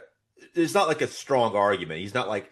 Once they decide they want to tranquilize it, he goes along with it and he doesn't try to blow it up. Well, you know why? Because he wants to do whatever's going to make money. And that's why I said the whole thing about greed comes in, because Dennis Quaid's character, or no, not Dennis Quaid, but Bess Armstrong's character tells them that they would make more money at the park if they kept it alive to be the only park with a great white in captivity, and that's what kind of said, oh wait, maybe we can make more money this way. Okay, and she's not wrong. Yeah, she's not wrong. She's not. They can't keep it alive anyway. Apparently, but, yeah, no, they don't really know that, really. You know. Yeah, I mean, you're right. You're right, Kevin. She would know, back then, Kevin, you're right. They did not quite know that for sure. Now we know that for sure. Yeah, now we know that you cannot keep a great white in captivity. It would not work. Yeah, I think they tried it. I think another thing about it, I think they tried it in an aquarium in China years ago, like maybe in like the late 90s. They tried, and the poor thing died like a week into it. I think that's what happened. It's awful though when they put those big ones in tanks like that. It's cool to see them, but they usually don't survive very long. Anyway. You know what? And that's another thing that's happening here in Georgia. Yeah. Like one of the crowning beauties of the Georgia Aquarium was the whale sharks. Yeah. We had, and whale sharks don't eat things except for baleen or krill or whatever. But they're huge, majestic. They're the biggest fishes in the world, and up until fairly recently, they had like 4 of them, and now they're down to 1. Yeah. How long have they been there? I thought they only had 2 at a time. And then... back of the days, they had like 4, but they transferred one of them, and then one of them died, and then recently one of them died, and now they got 1 left, and that poor thing is so lonely. I think it's gonna die soon too. Yeah, they shouldn't keep those big animals in cages, anyways. No, I don't think so either. Yeah. But yeah. But that concept was no one had really had or utilized in the film before, and so it was very new for this film. I mean, keep in mind that when this came out, that everyone thought sharks in the wild would kill you and eat you, and we all know that that's not really how sharks work. But that was the impression that most people had. And so this movie trying to tame a shark in captivity was something novel and new. And maybe like, maybe we can do this. Maybe we should do this. But obviously the way the story unfolds is maybe you shouldn't do it. Yeah. No. Yeah, it kind of sets the mom shark off. I think the mom shark was already kind of set off to begin with, though. But I think it kind of puts her on that track to bust through that window. So wait a minute, Dave. So wait a minute. You're trying to tell me that this shark has motivation, and that motivation is revenge? Well, listen. So you're saying this movie should have been called Jaws the Revenge? Well, that's what I'm saying. I said the second one should have been called Jaws the Revenge. Right? I said that when we did the podcast. Yeah, because he is kind of... Because in Jaws 2, they're saying like it could send out distress signals or something, and that this shark may be be replying to those distress signals. Well, I was watching Jaws 3, I was going like, wait a minute, Jaws 4... the tagline was "This time is personal," but it was personal on Jaws 3. I mean, this shark is. I mean, it's not a shark person. Always takes the shit personal, man. Yeah. Playing around. Right. Or it's more or less Ellen Brody's revenge. Right. Killed her family. Right. For sure. The other movie, the shark is having their revenge. Yeah. My family, I'm going to eat you. That's right. Oh, and also in this one, I always thought Jaws 4 was the first time the shark growls, but he's growling all over this movie. He's going. I think the filmmakers think that that's terrifying to an audience. It's same with the chomp because I think that at the time they think that that's like people like sitcoms used to have the laugh track. They think that audiences need that stuff, and I don't think the audiences do. And audiences nowadays know they do. They don't need a fucking laugh track. You don't need to be told when to fucking laugh. We know when to laugh when that shit's funny. We know when to be terrified when that shit's terrifying. Yeah. We don't need that. Yeah, I think that's how that is now. I think it's great though. I think it's great the shark growls. I think it's great. And in Jaws 3, in the context of Jaws 3 and the kind of movie it is, it's great that the shark is growling. Yeah. I would say, let me just say my favorite probably moment though in this movie. My favorite chunk of the movie is, and you're talking about Dennis Quaid being on cocaine during this movie. The stuff where they're trying to get the people out of the water is just such a chaotic, great. I forgot all about that. Yeah, so great. It's so much fun watching Dennis Quaid. It's so great. But I was gonna say something about like when I was like watching. I was just like, it's funny how nobody in the park but Dennis Quaid is on the same page. It's like, why aren't there speakers like telling people to get out of the water? And everybody, like all the main people know about the problem, but he's like, it is almost like he's crazy. He jumps on the damn like golf cart. And he's like flying and he's like wrecking into shit. You know. I think that's the homage to what you call it in the second movie when he's like, right, and there's but nobody's paying attention to him, and it's just like one man against the system, you know. I mean, there should have been alarms. Come on, there should have been alarms blaring at that point. Yeah, you know? Absolutely. Like... Get out of the way. But you do have his two cohorts. You got the British guy. You know, he's like, get out of the water now, get out of the water. And then there's the other guy, his sidekick. He's pulling people out of the water, and he gets into a fist fight. It's just such great chaos. It's just so great. And at one point, he tips over his. It's hilarious. In the golf cart and hits some stupid thing, decoration. He's like, God damn, get out. He's just having the worst day. Well, I always see that scene as now that I've seen the second one, actually seen all of them, I always see that as the scene where they're just trying to be like 10 times more than the previous one. You know, there's gotta be an alarm. It's a switch. There had to have been one that you just like turn it on. And think about it, you're in the water and you hear it, you're gonna get out of the water. You know? Absolutely. But you just see some guy way on the other side just like going crazy. You're going, what's that guy's problem? You know? I have to look. I think you have to look up to see if that was actually possible back then to have those type of alarm systems. Oh, they have speakers, dude. I mean, I'm sure they would have to go like. That Calvin guy uses the speakers at some point. Yeah, doing it. Well, he uses the intercom system. And keep in mind, this is the '80s, and it's not the technology we have today where we can wire everything up the way through fiber cables and shit like that. Because I do that for a living. But this is like a simple way. This isn't like a hologram. They're just trying to like. I forgive that because I've worked at the World of Coke, and the World of Coke is not like that. They don't have the systems interconnected where you can make one announcement to the whole World of Coke. It can't. It costs too much money, and they were. Boo! They have like tornado sirens and the whole damn town. But that's tornado sirens because they're designed that way. And even if you look at the way Hurricane Katrina and every place else was, they don't have that in place everywhere because they don't always think they need it.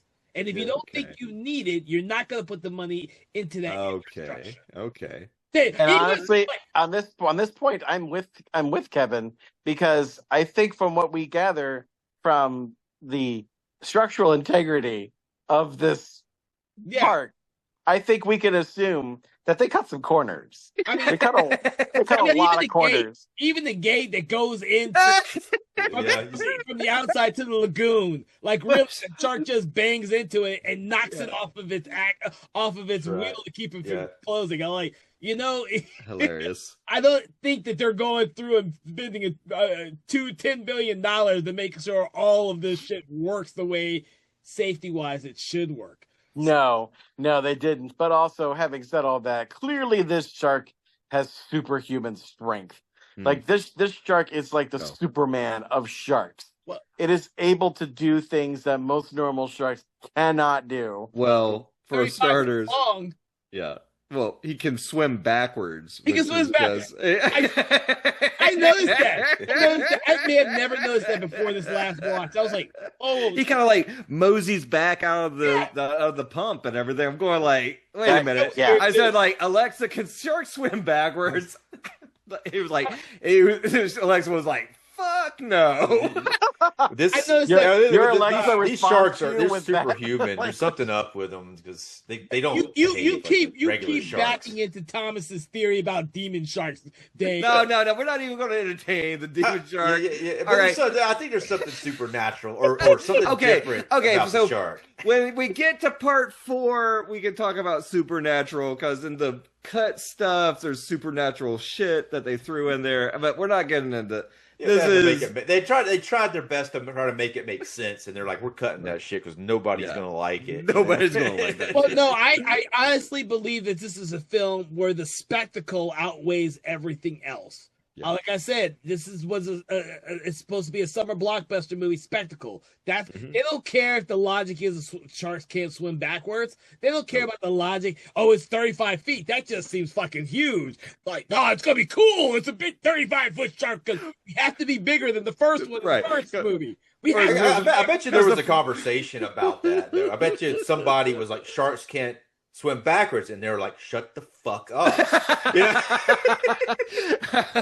And who the fuck are you? They probably were like, look, dude, you know what? If you shoot a freaking compressed air scuba tank, it won't freaking explode like 10 sticks of TNT either. Yeah, we see movies all the time that skirt on logic when it comes to explosions, the shit that won't actually ever explode. So why do we criticize this movie for doing something very similar? It's just it doesn't hide it as well.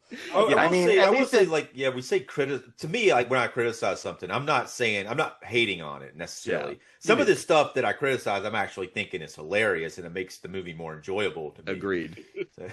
Agreed. Now, had this been like National Geographic presents Jaws 3D, then I would have been really pissed off. That would have been a really different movie. Yeah. Nothing happens. It's like Interstellar, when they say like, we talk to scientists and this is what really happens when you go into a black hole, and then you get stuck in like behind the bookcase and you have to watch your daughter grow up without you. Okay, so. Conkle, and when you said National Geographic presents Jaws 3D, I said that's a different movie. I'm thinking like that movie would be like in a violent nature, but with a shark. Oh, yeah. Where the entire movie is just a nature documentary where you're sitting and watching a great white shark murder people. That's the entire movie. and you hear from the surface, you hear Dennis Quaid going like, oh, but you don't see it. You just hear. I'm telling you, I'll bet you somewhere out there's some ambitious filmmaker who's thinking that's what we have to do. That's it. That is the new shark thing. We've got to do a killer shark movie from the shark's point of view. Well, I think this movie would have been good because it's like, I'm going to bust these fish out of here. I'm going to mess up this evil corporation, enslaving my fish brothers and sisters. Yes. But if you do it from the shark's point of view, you never actually have to show the shark, so you can probably get away with it. Yes, and it would be nice and relaxing. We're just seeing this thing drift throughout the coral reefs and swim under somebody's boat, then all of a sudden, death. Dude, do not knock that. If someone does that right now, they'll probably make a shit ton of money because of as many crappy shark movies out there already. You could probably make a shit ton of money just selling that concept. They are making POV, the movie. Yeah, they are making Violent Nature too, so that actually looks kind of cool what they've done with the concept of that. Have you seen it? I haven't seen it yet. The concept does it's Friday the 13th. That's what it is. It's at a summer camp. I'm like, oh, that seems really fucking awesome, dude. Yeah, I'm not on board with the shark point of view movie. I don't know about that. It sounds like to put a wet blanket on all our dreams. No, it sounds like the Terrence Malick Jaws movie. Yeah. Dude, I would watch that. I watch the heck out of that. Terrence Malick's Jaws. I would watch that. Coral reefs, multiple fish blood, and like Roy Scheider just like musing poetic about like theology while he's looking outside the boat and tossing chum. And then all of a sudden, it's 3.5 hours long. But you might. If you do the shark point of view, you might actually use the demon thing because the shark has to. do the demon work. A shark can actually be devil worshipping under the water, like a book, you know. The start is like the Necronomicon somehow gets knocked off a boat, and the page opens up, and then the shark sees it and reads it. I don't know. Yeah, okay. Whatever. Okay, I got the title for that one. Necronomic Shark. Necronomic Shark. It hasn't been made yet. I think there's 7 of those already, Kevin. I think they're up to Necronomicon Shark 7 now. Yeah. I'm sure that the moment this podcast drops, somebody's gonna hear what Kevin just said and be like furiously typing away on their keyboard. Necronomic Shark. Yeah, well, it writes itself, you know. No, what it would have to be is like a demon-possessed person gets knocked off a boat. The shark eats the demon-possessed person, and then the demon goes into the shark. Yeah. I think that was Shark's Assist, actually.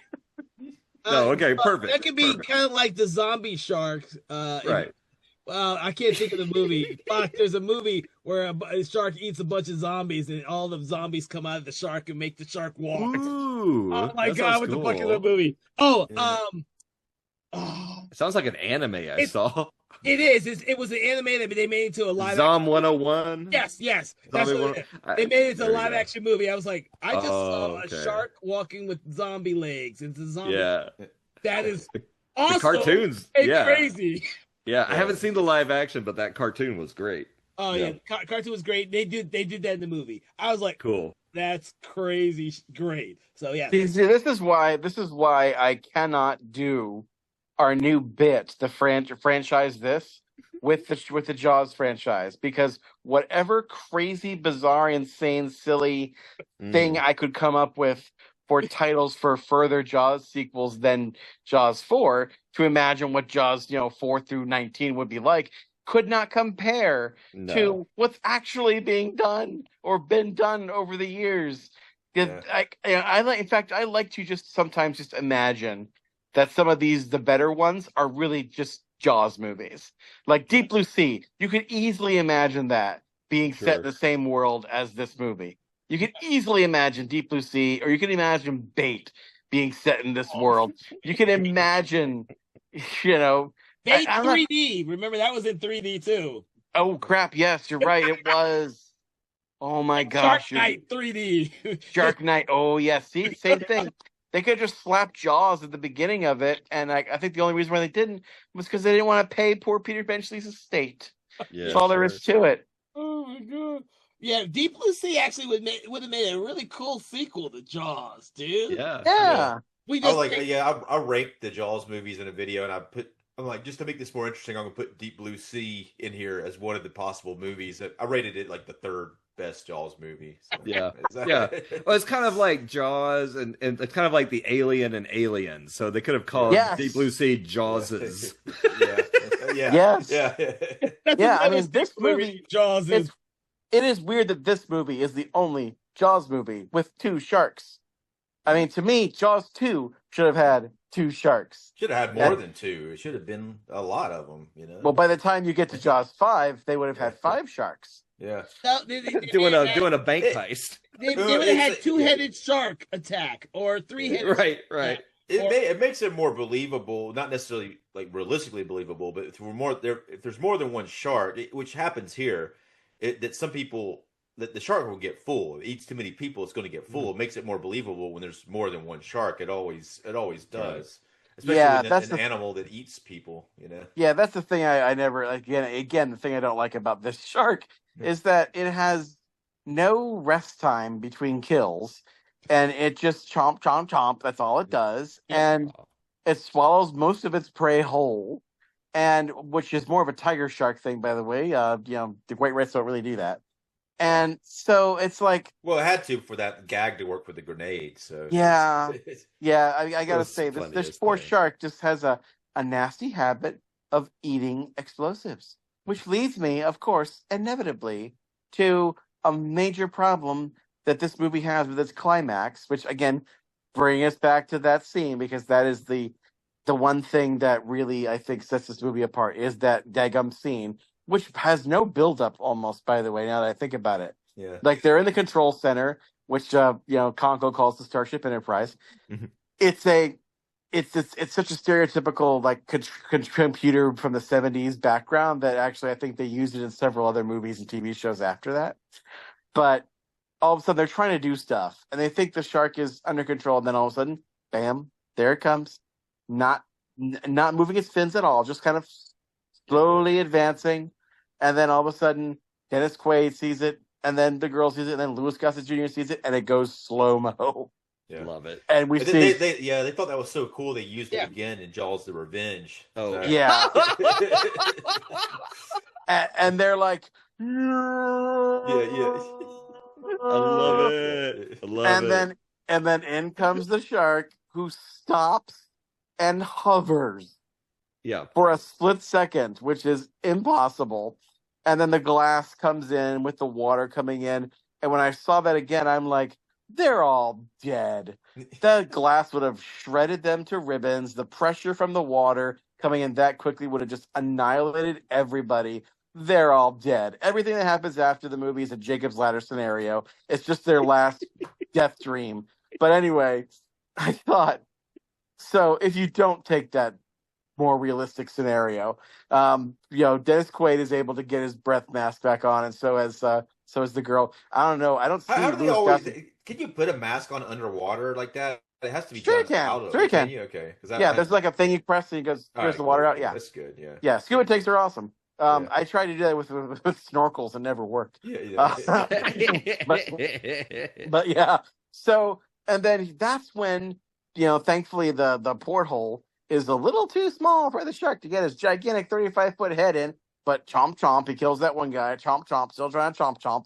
And then that's when Dennis Quaid comes in and sees his buddy still hanging on to the grenade, and gets the girl to get a bent pipe to get in and pull like a little fish hook inside the mouth of this gigantic killing machine, and pull the thing, and that's what blows up the shark. Excuse me. And I thought to myself, well, what's missing here? What's missing here is that Brody Jr.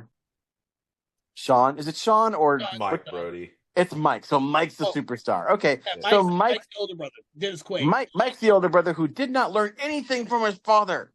He should have learned that when you kill the colossal beast of the sea, you must have a kill line. Like his father gave a smile, you son of a bitch.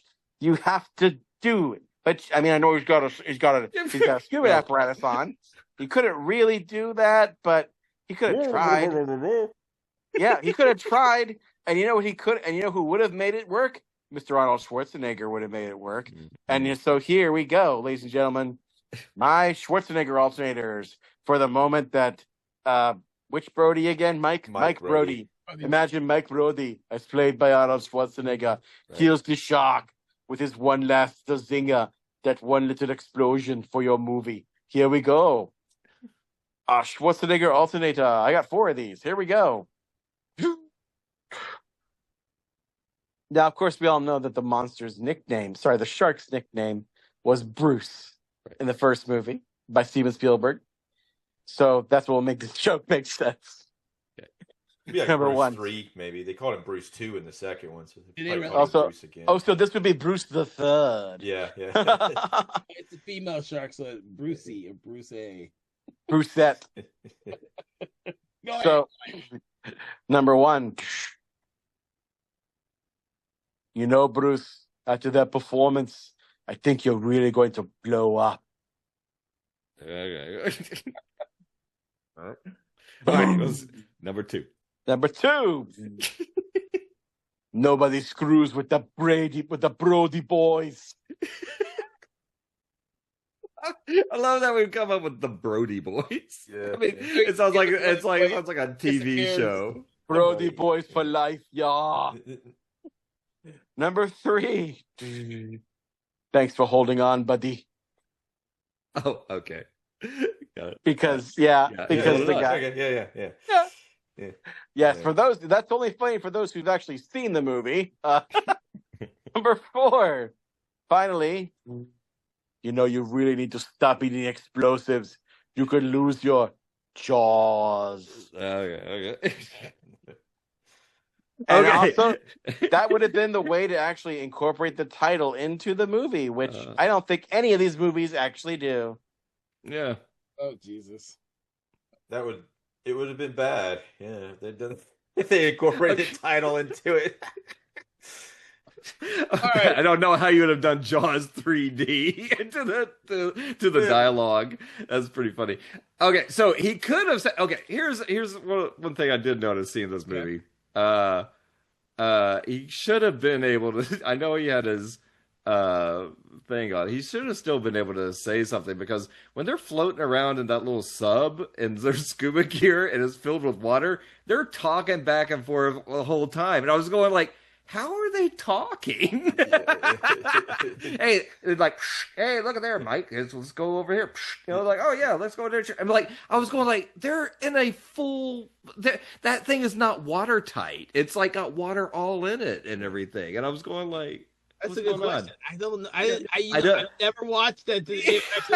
No, I never got that either. But when you see it, you go like, and it's weird because all the shots of them in it, it looks like they're not underwater. It looks like they had one shot, and I don't know. It's like they're inside of like a submarine thing. Maybe there's not water in it. No, there was, dude. If you see it, there's water all in it. I don't think it's completely filled, but there's water in it. There's like a little bit of a air, just trapped air at the top that's kind of floating around, but it's not I never thought about that. I never thought it was me neither. I never noticed it before. You know what it reminds me of? This just came into my head. I had a memory unlock here when you mentioned that. What it might have been, I don't know, but it might have been this weird bit of experimental technology that was going around, I think, in the 70s and 80s with scuba. They were trying to figure out a way to get reliable comms between divers. And one thing that they experimented with was this system that utilized your jawbone. Because most people don't know this, but the reason why you could hear your own voice and part of the acoustics of your body producing voice is really that you're projecting through your jawbone. Your jawbone vibrates a lot of it. So they did this thing where they basically had a scuba system with a mic thing that hooked up to your jawbone somehow, like it was resting against your jaw. And when you talked or when you made noise that was kind of like talking, like now you know how you can you can kind of make you can enunciate a lot of words when you're when you got food in your mouth, kind of like that. So apparently this system was able to somehow project those vibrations from your jaw in through the water into the jawbone of the other person that you were diving with. So they heard your voice in their head. That's wild, dude. And you could, and then when you talked, they heard your voice in their head because it was vibrating through their skeleton. Weird. And it didn't catch on because it drove everybody insane. Yes, that's pretty much it. Yeah. Wow. Everybody who tried it went mad. Yeah, it was too creepy. They didn't use it because it was too nuts. They probably just shot the scene and were like, we need dialogue in this thing. Yeah, that's it. Talk. Yeah. But I do feel like in Revenge of the Creature, they were talking somehow under the water too when they had their diving equipment on. They had to have it. They're in the swimming pool area. They had to have that dialogue, man. Yeah, it was really weird in that movie. It wasn't here. It just sounded very natural, like they're just having a regular conversation. I mean, James Cameron did it most convincingly in The Abyss because he was actually using real mics in the helmets. Right. Yeah. Well, all right, guys. Is that time? Is there any final thoughts that you'd like to say about the film before we get to rating the film? Because I'm really interested to hear what you guys have to say. No, I said everything. I said it. I got all my notes. So I feel like in the final analysis, I feel like this franchise, specifically the sequel trilogy, as we will call it, is like a case study in not just diminishing returns for a franchise, but also I feel like it shows us accidentally what made the first movie so great. Because slowly but surely, they strip away all the elements that made Jaws work. The first movie. Because if you watch the first movie, what did they strip away? Spielberg. So Jaws 2, what is Jaws 2 without Spielberg and without Richard Dreyfuss? Without that great like 3-man, vengeance quest at the end of the third act? What is Jaws without that? You get Jaws 2. Mm-hmm.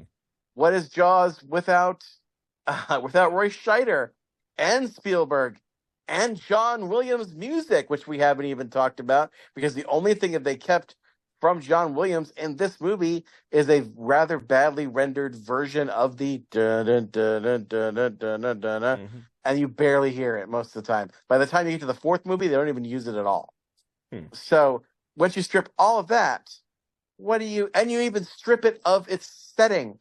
This is the movie that strips it of its Amityville set. Amityville? It's Amityville, yeah. Amity Island. Amity Island, sorry. I thought it was literally the same town that the Amityville horror was in. But yeah, once you strip all those elements away, and the only thing that you keep is a shark and the Brody boys, what do you have? You have this movie. And then finally, once you strip that away, although the Brody boys are pretty much there, but what is Jaws without even them? And it's just Ellen Brody. And the music is not at all. Yeah, the music is not at all what it was. You finally get Jaws 4. So clearly, this franchise kind of shows us through reverse engineering. You could go up and be like, so if you took any one of these elements out, it wouldn't work nearly as well. If you took two of these elements out, it becomes pure camp. If you take three of these elements out, it becomes a god-awful catastrophe like Jaws 4. But you can't. The thing is, like, they tried it with Jaws 2. They tried to do the same movie again in a way. You can't just, if they kept everything and they did it again, it also wouldn't work because it's like the same movie. They have to do something different.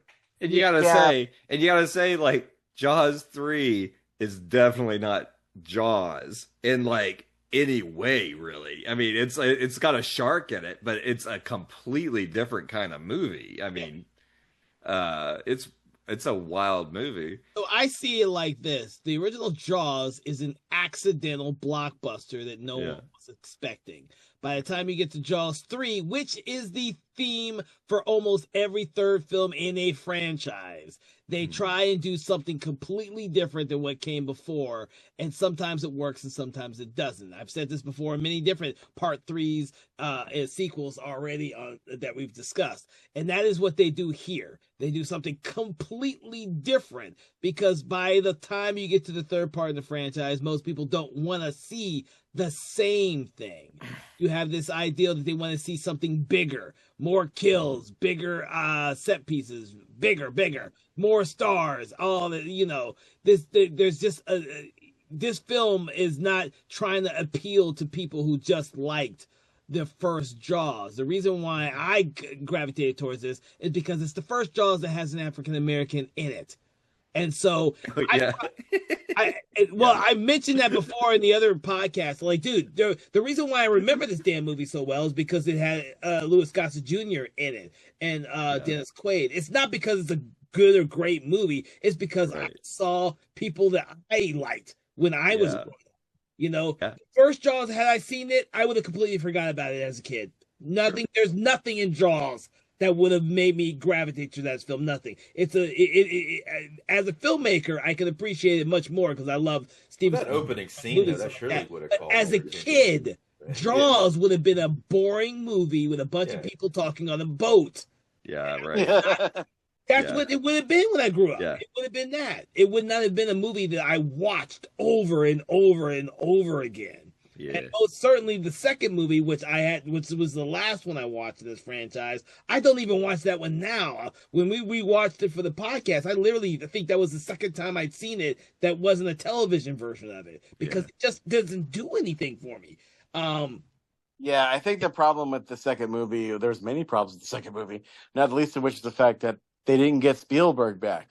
If you're going to do Jaws 2, you need to do it with an artist who's just as accomplished as Spielberg. You also need to add something to the lore.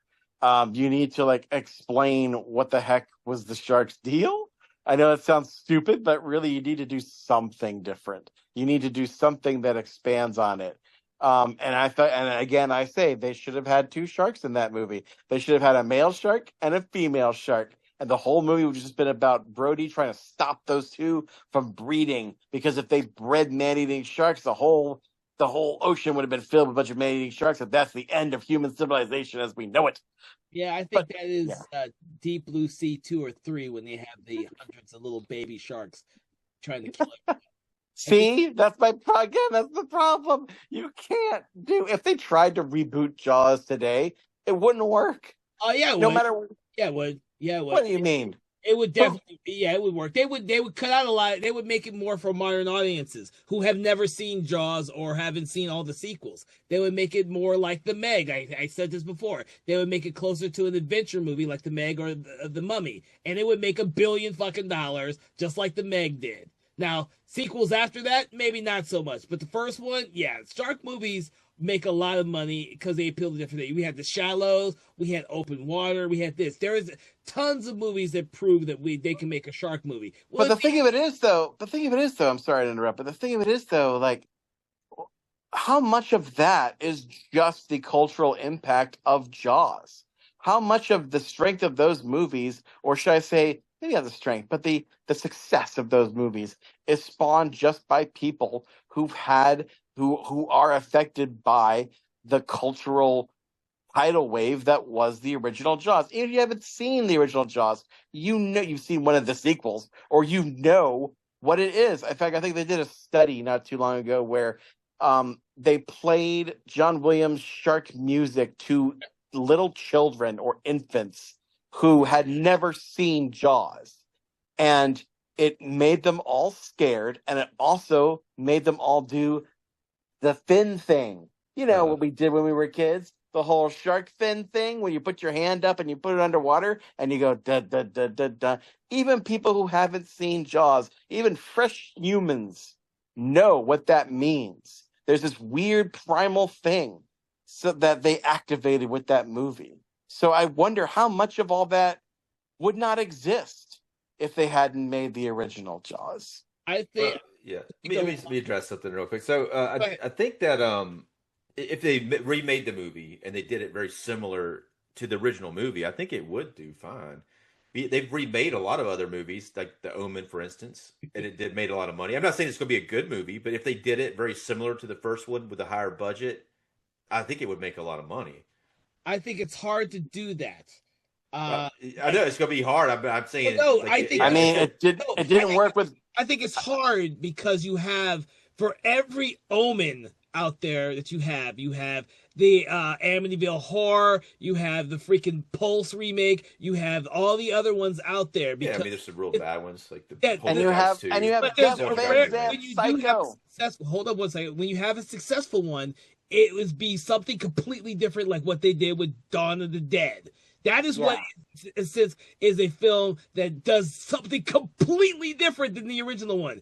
You have to do that with a modern audience or it's not going to grab them. You could not do Jaws as a remake right now and then grab audiences in the same way because it's not going to be a surprise anymore.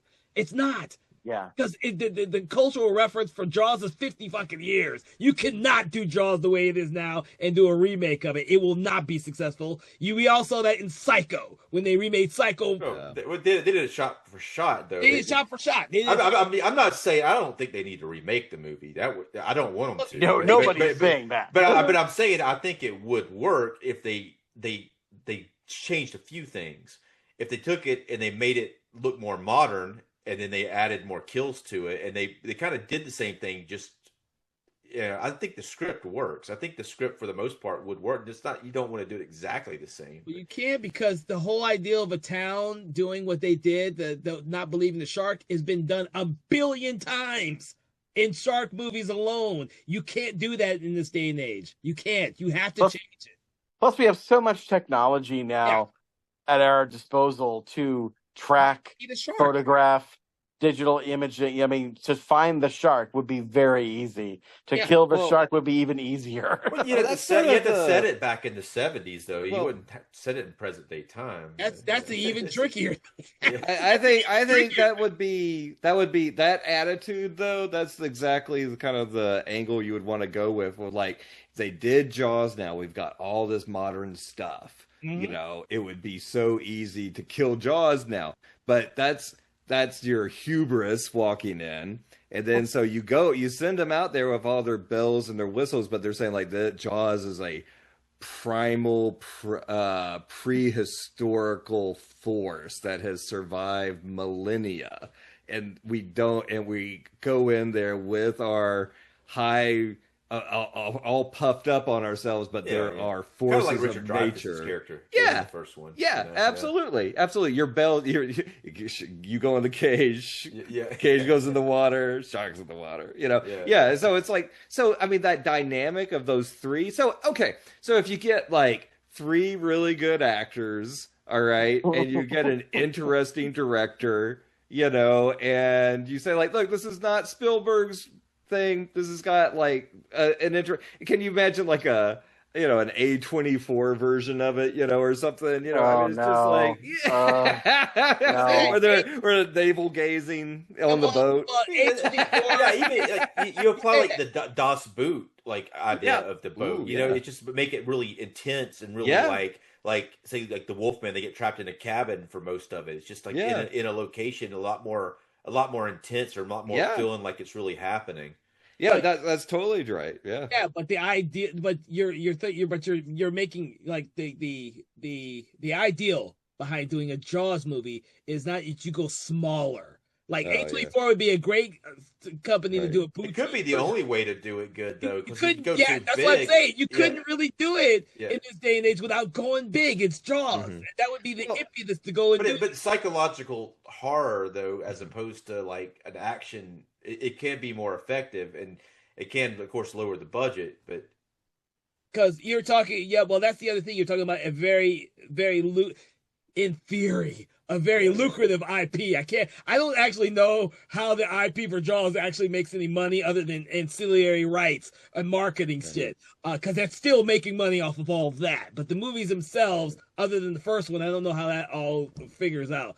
But without the stigma of the success of the original Jaws, you couldn't make it in this day and age without changing it for a modern audience and making it big. You couldn't. Well, the only way you can do that is to not call it Jaws. Right. Well, you call it The Shallows. The Shallows, brilliant. You call the movie Jaws. I bet you it's going to make money. It's going to make money. Like if it's done right, or at least has some kind of like a cast in it, like who are famous actors, like people who are well known that everybody sees all the time. Like it had like Brad Pitt and Kristen Bell in it, or some other people like that. Yeah. Well, you get like a small movie. They're going to be in the big movie. They might if you call it Jaws. Yeah. No, I mean, I think Bullet Train Jaws. Yeah. Watkins is clearly pining for the job. He wants to direct it himself. So producers out there, Daryl Zanuck Jr., if you're out there, whoever's running Universal, call Dave Watkins. He's got ideas. He wants to do it. Again, I'm not saying at all that I think the movie needs to be made. I'm just saying if so it was made, though, he'll deny it up and down. I think it would make money too. Because Jaws is like Coca-Cola. It's just the most recognizable. Now I agree. I mean, I would say it's the first movie is a 70s movie. I mean, it's got a feel of, it's got, it's almost got, it's trying to be a real movie. Wait, what? No, I think it's about as hard to do a Jaws remake or sequel as it would be to make a fucking sequel or remake of The Exorcist. They can't do it. Yeah, it's hard. It doesn't work. Even with Mike Flanagan attached, I think it's still going to be really hard to get to, because he tried with Dr. Sleep to do a sequel to Stanley Kubrick's The Shining, and that was hard. It didn't make a lot of money. Yeah, and but that was artistically successful. It was really great, but that didn't get people in.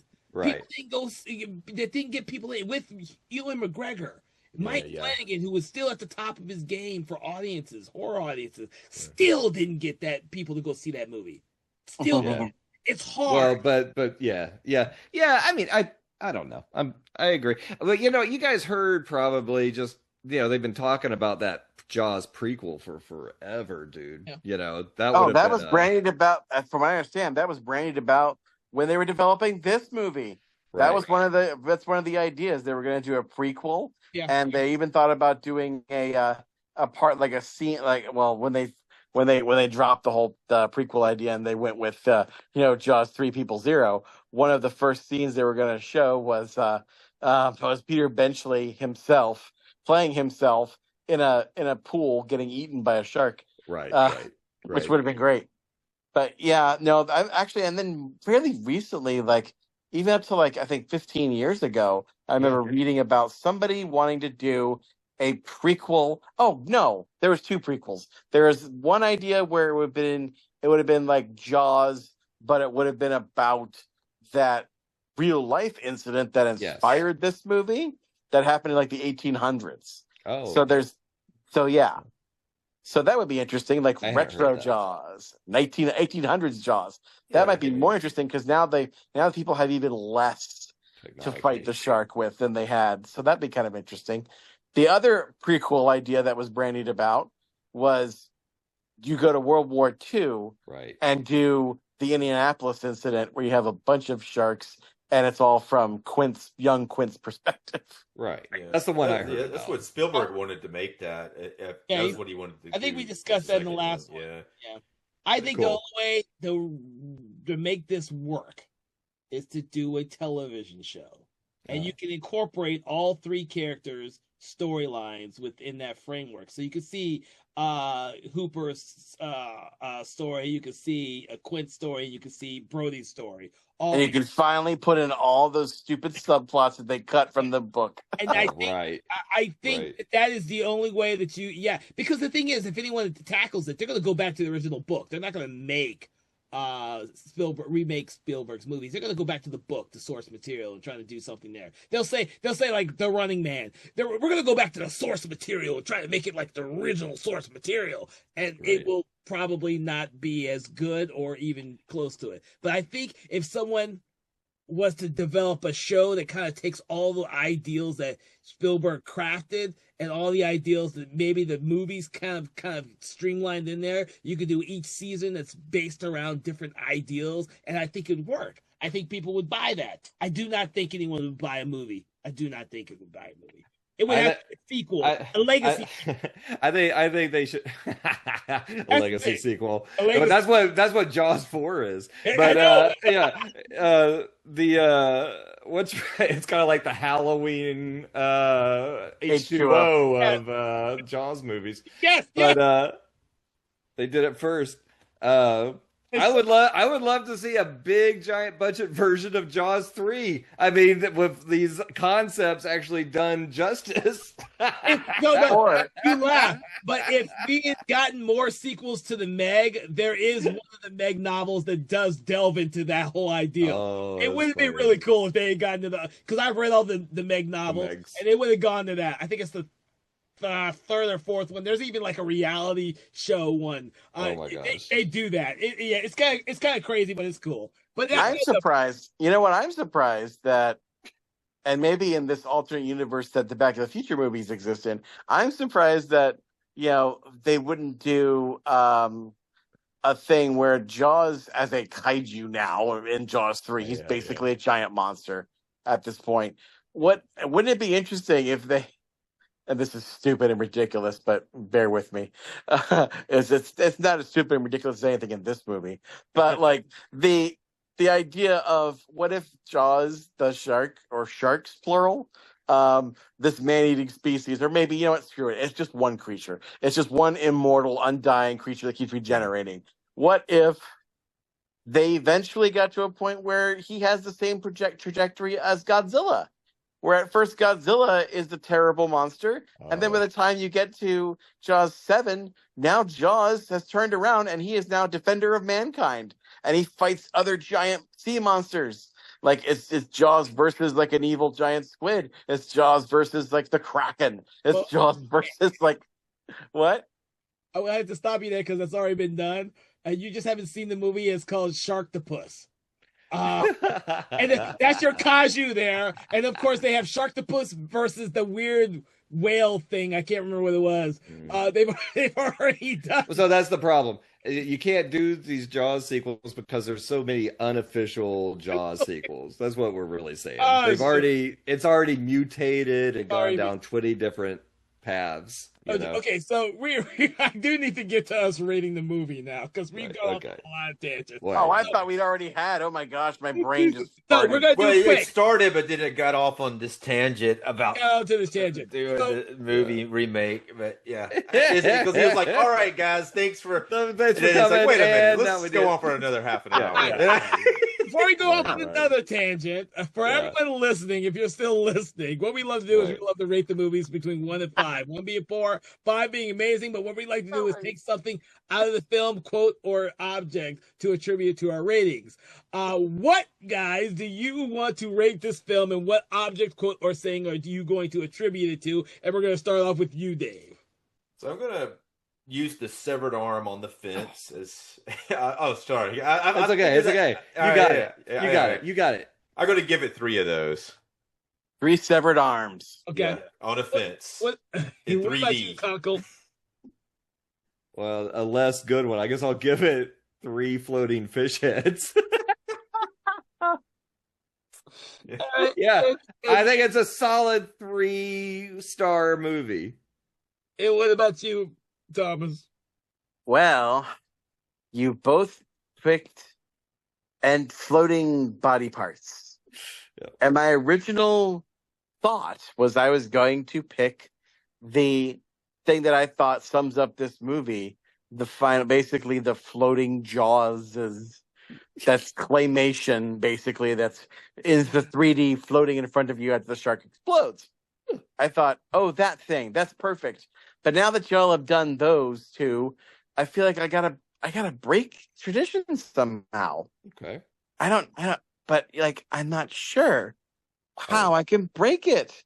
So I feel like the only thing I could do is you did severed arm, you did fish head. I think instead I'm going to be a little less obvious. But I'm going to pick a piece of viscera. And the piece of viscera that I'm going to go with is the one that you got to search for. You got to really look. You got to go frame by frame to find the piece, the little ET doll that's in the viscera when the shark explodes. You got to find that little red ET doll. I got to find it. How many? According to IMDb, it's in there. And as we all know, IMDb is right in everything they say and or do. Yeah. So I'm going to rate this movie. I was going to be a lot more severe before we had our conversation. I really was. I was going to rate this much lower. So instead, I think after our conversation, I'm going to rate this 2.5 ET red floating visceras out of 5. I'm sure you were going to say 4.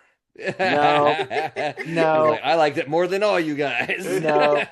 Well, I know I like it more than all you guys. Okay. Oh, Kevin's going to give it 5 visceras. No, I'm not giving it 5. It doesn't deserve 5. Only the original Jaws gets 5. But like I said before, the original Jaws gets 5 in hindsight because I didn't watch it when it originally came out. But I do understand as a filmmaker its influence on the film arts and how well it is done. I do not attribute all of that from Steven Spielberg's great eye as a director. I don't believe that he was at the top of his game when he did Jaws. That's why there were so many mistakes that were happy mistakes. I attribute more of his later films as his a true crowning achievement. This was like a diamond in the rough, in my opinion, which is why he doesn't go back to do fucking water movies again. But for this film, I do truly love this fucking movie. As much as I do believe it is a guilty pleasure, but guilty pleasures of me can also get Philip Fitzroyce's in Jaws' mouth. Nice. The thing is, for me, like I said, I grew up on this movie, and I still love this movie. Even when I rewatched it, most of the time, you guys know, if I rewatch a film, and it's been a couple decades, I like, oh shit, I can't believe I still like that crap. Yeah. But for me, there were very few horror movies in the 80s that showed African Americans who survived in them. I was always surprised Louis Gossett Jr. was in this movie, because I don't believe he played in another fucking horror film to save my life. Nope, this is the last time we will probably ever talk about him, because he has passed on, unfortunately. Yeah. He was in a Mummy movie at some point. Oh, that's right. What? Oh, that's right. Yeah. Alice the Mummy. Yeah, that's right. So I forgot about that one. But the thing is, for me, I had seen this movie so many fucking times, and seeing him in this movie was like a crowning achievement, because I don't see a lot of people like me in horror films in the 80s. Yeah. It just wasn't done. Yeah. And for him to survive, that made it even more of a movie that I kept rewatching. And I'll keep rewatching this movie over and over again, above all the others. I love Jaws, the original, but this one is the one I'm going to throw in because it's so goddamn fun. I have to be in the mood to watch Jaws. I do. Yeah. This one I don't have to. This is click, play. Yeah. It's fun. Click. So that's why I give it such a high grade. There's a lot of guilty pleasure movies that I would not do that for. This one, Army of Darkness and Evil Dead 2 are some of the finest examples of guilty pleasure movies that exceed all expectations. I give them higher ratings than they probably deserve, but they're so goddamn good. It's ridiculous. Yeah. That franchise has two of my favorite guilty pleasure movies. So that's why I give it this one. So I get it. But I do want to thank you all, because this has been a very fun conversation. We've had fun conversation with these Jaws movies, and it's been great. I hope everyone out there who's listening has had a time and a blast listening to us talk about Jaws 3D. Please make sure to check out the other films in the Jaws franchise, because we have done all of them for this franchise tribute month. So you're going to have a blast listening to us talk about the Jaws films, whether you like them or not. Make sure to like, follow, share, subscribe. Do that thing you do on your favorite podcast, app, Spotify, or YouTube. And please make sure to check out our other podcast, Conversations in Hammer Studio Horrors, which is every first and third Friday at 8 a.m. But that one delves into the amazing 60s, 70s, and 80s films of the Hammer Studio era. And if you enjoy classic horror films, you will enjoy that podcast as well. Thank you all for joining us. And please, from the bottom of all of our hearts, stay out of the water in theme parks called SeaWorld.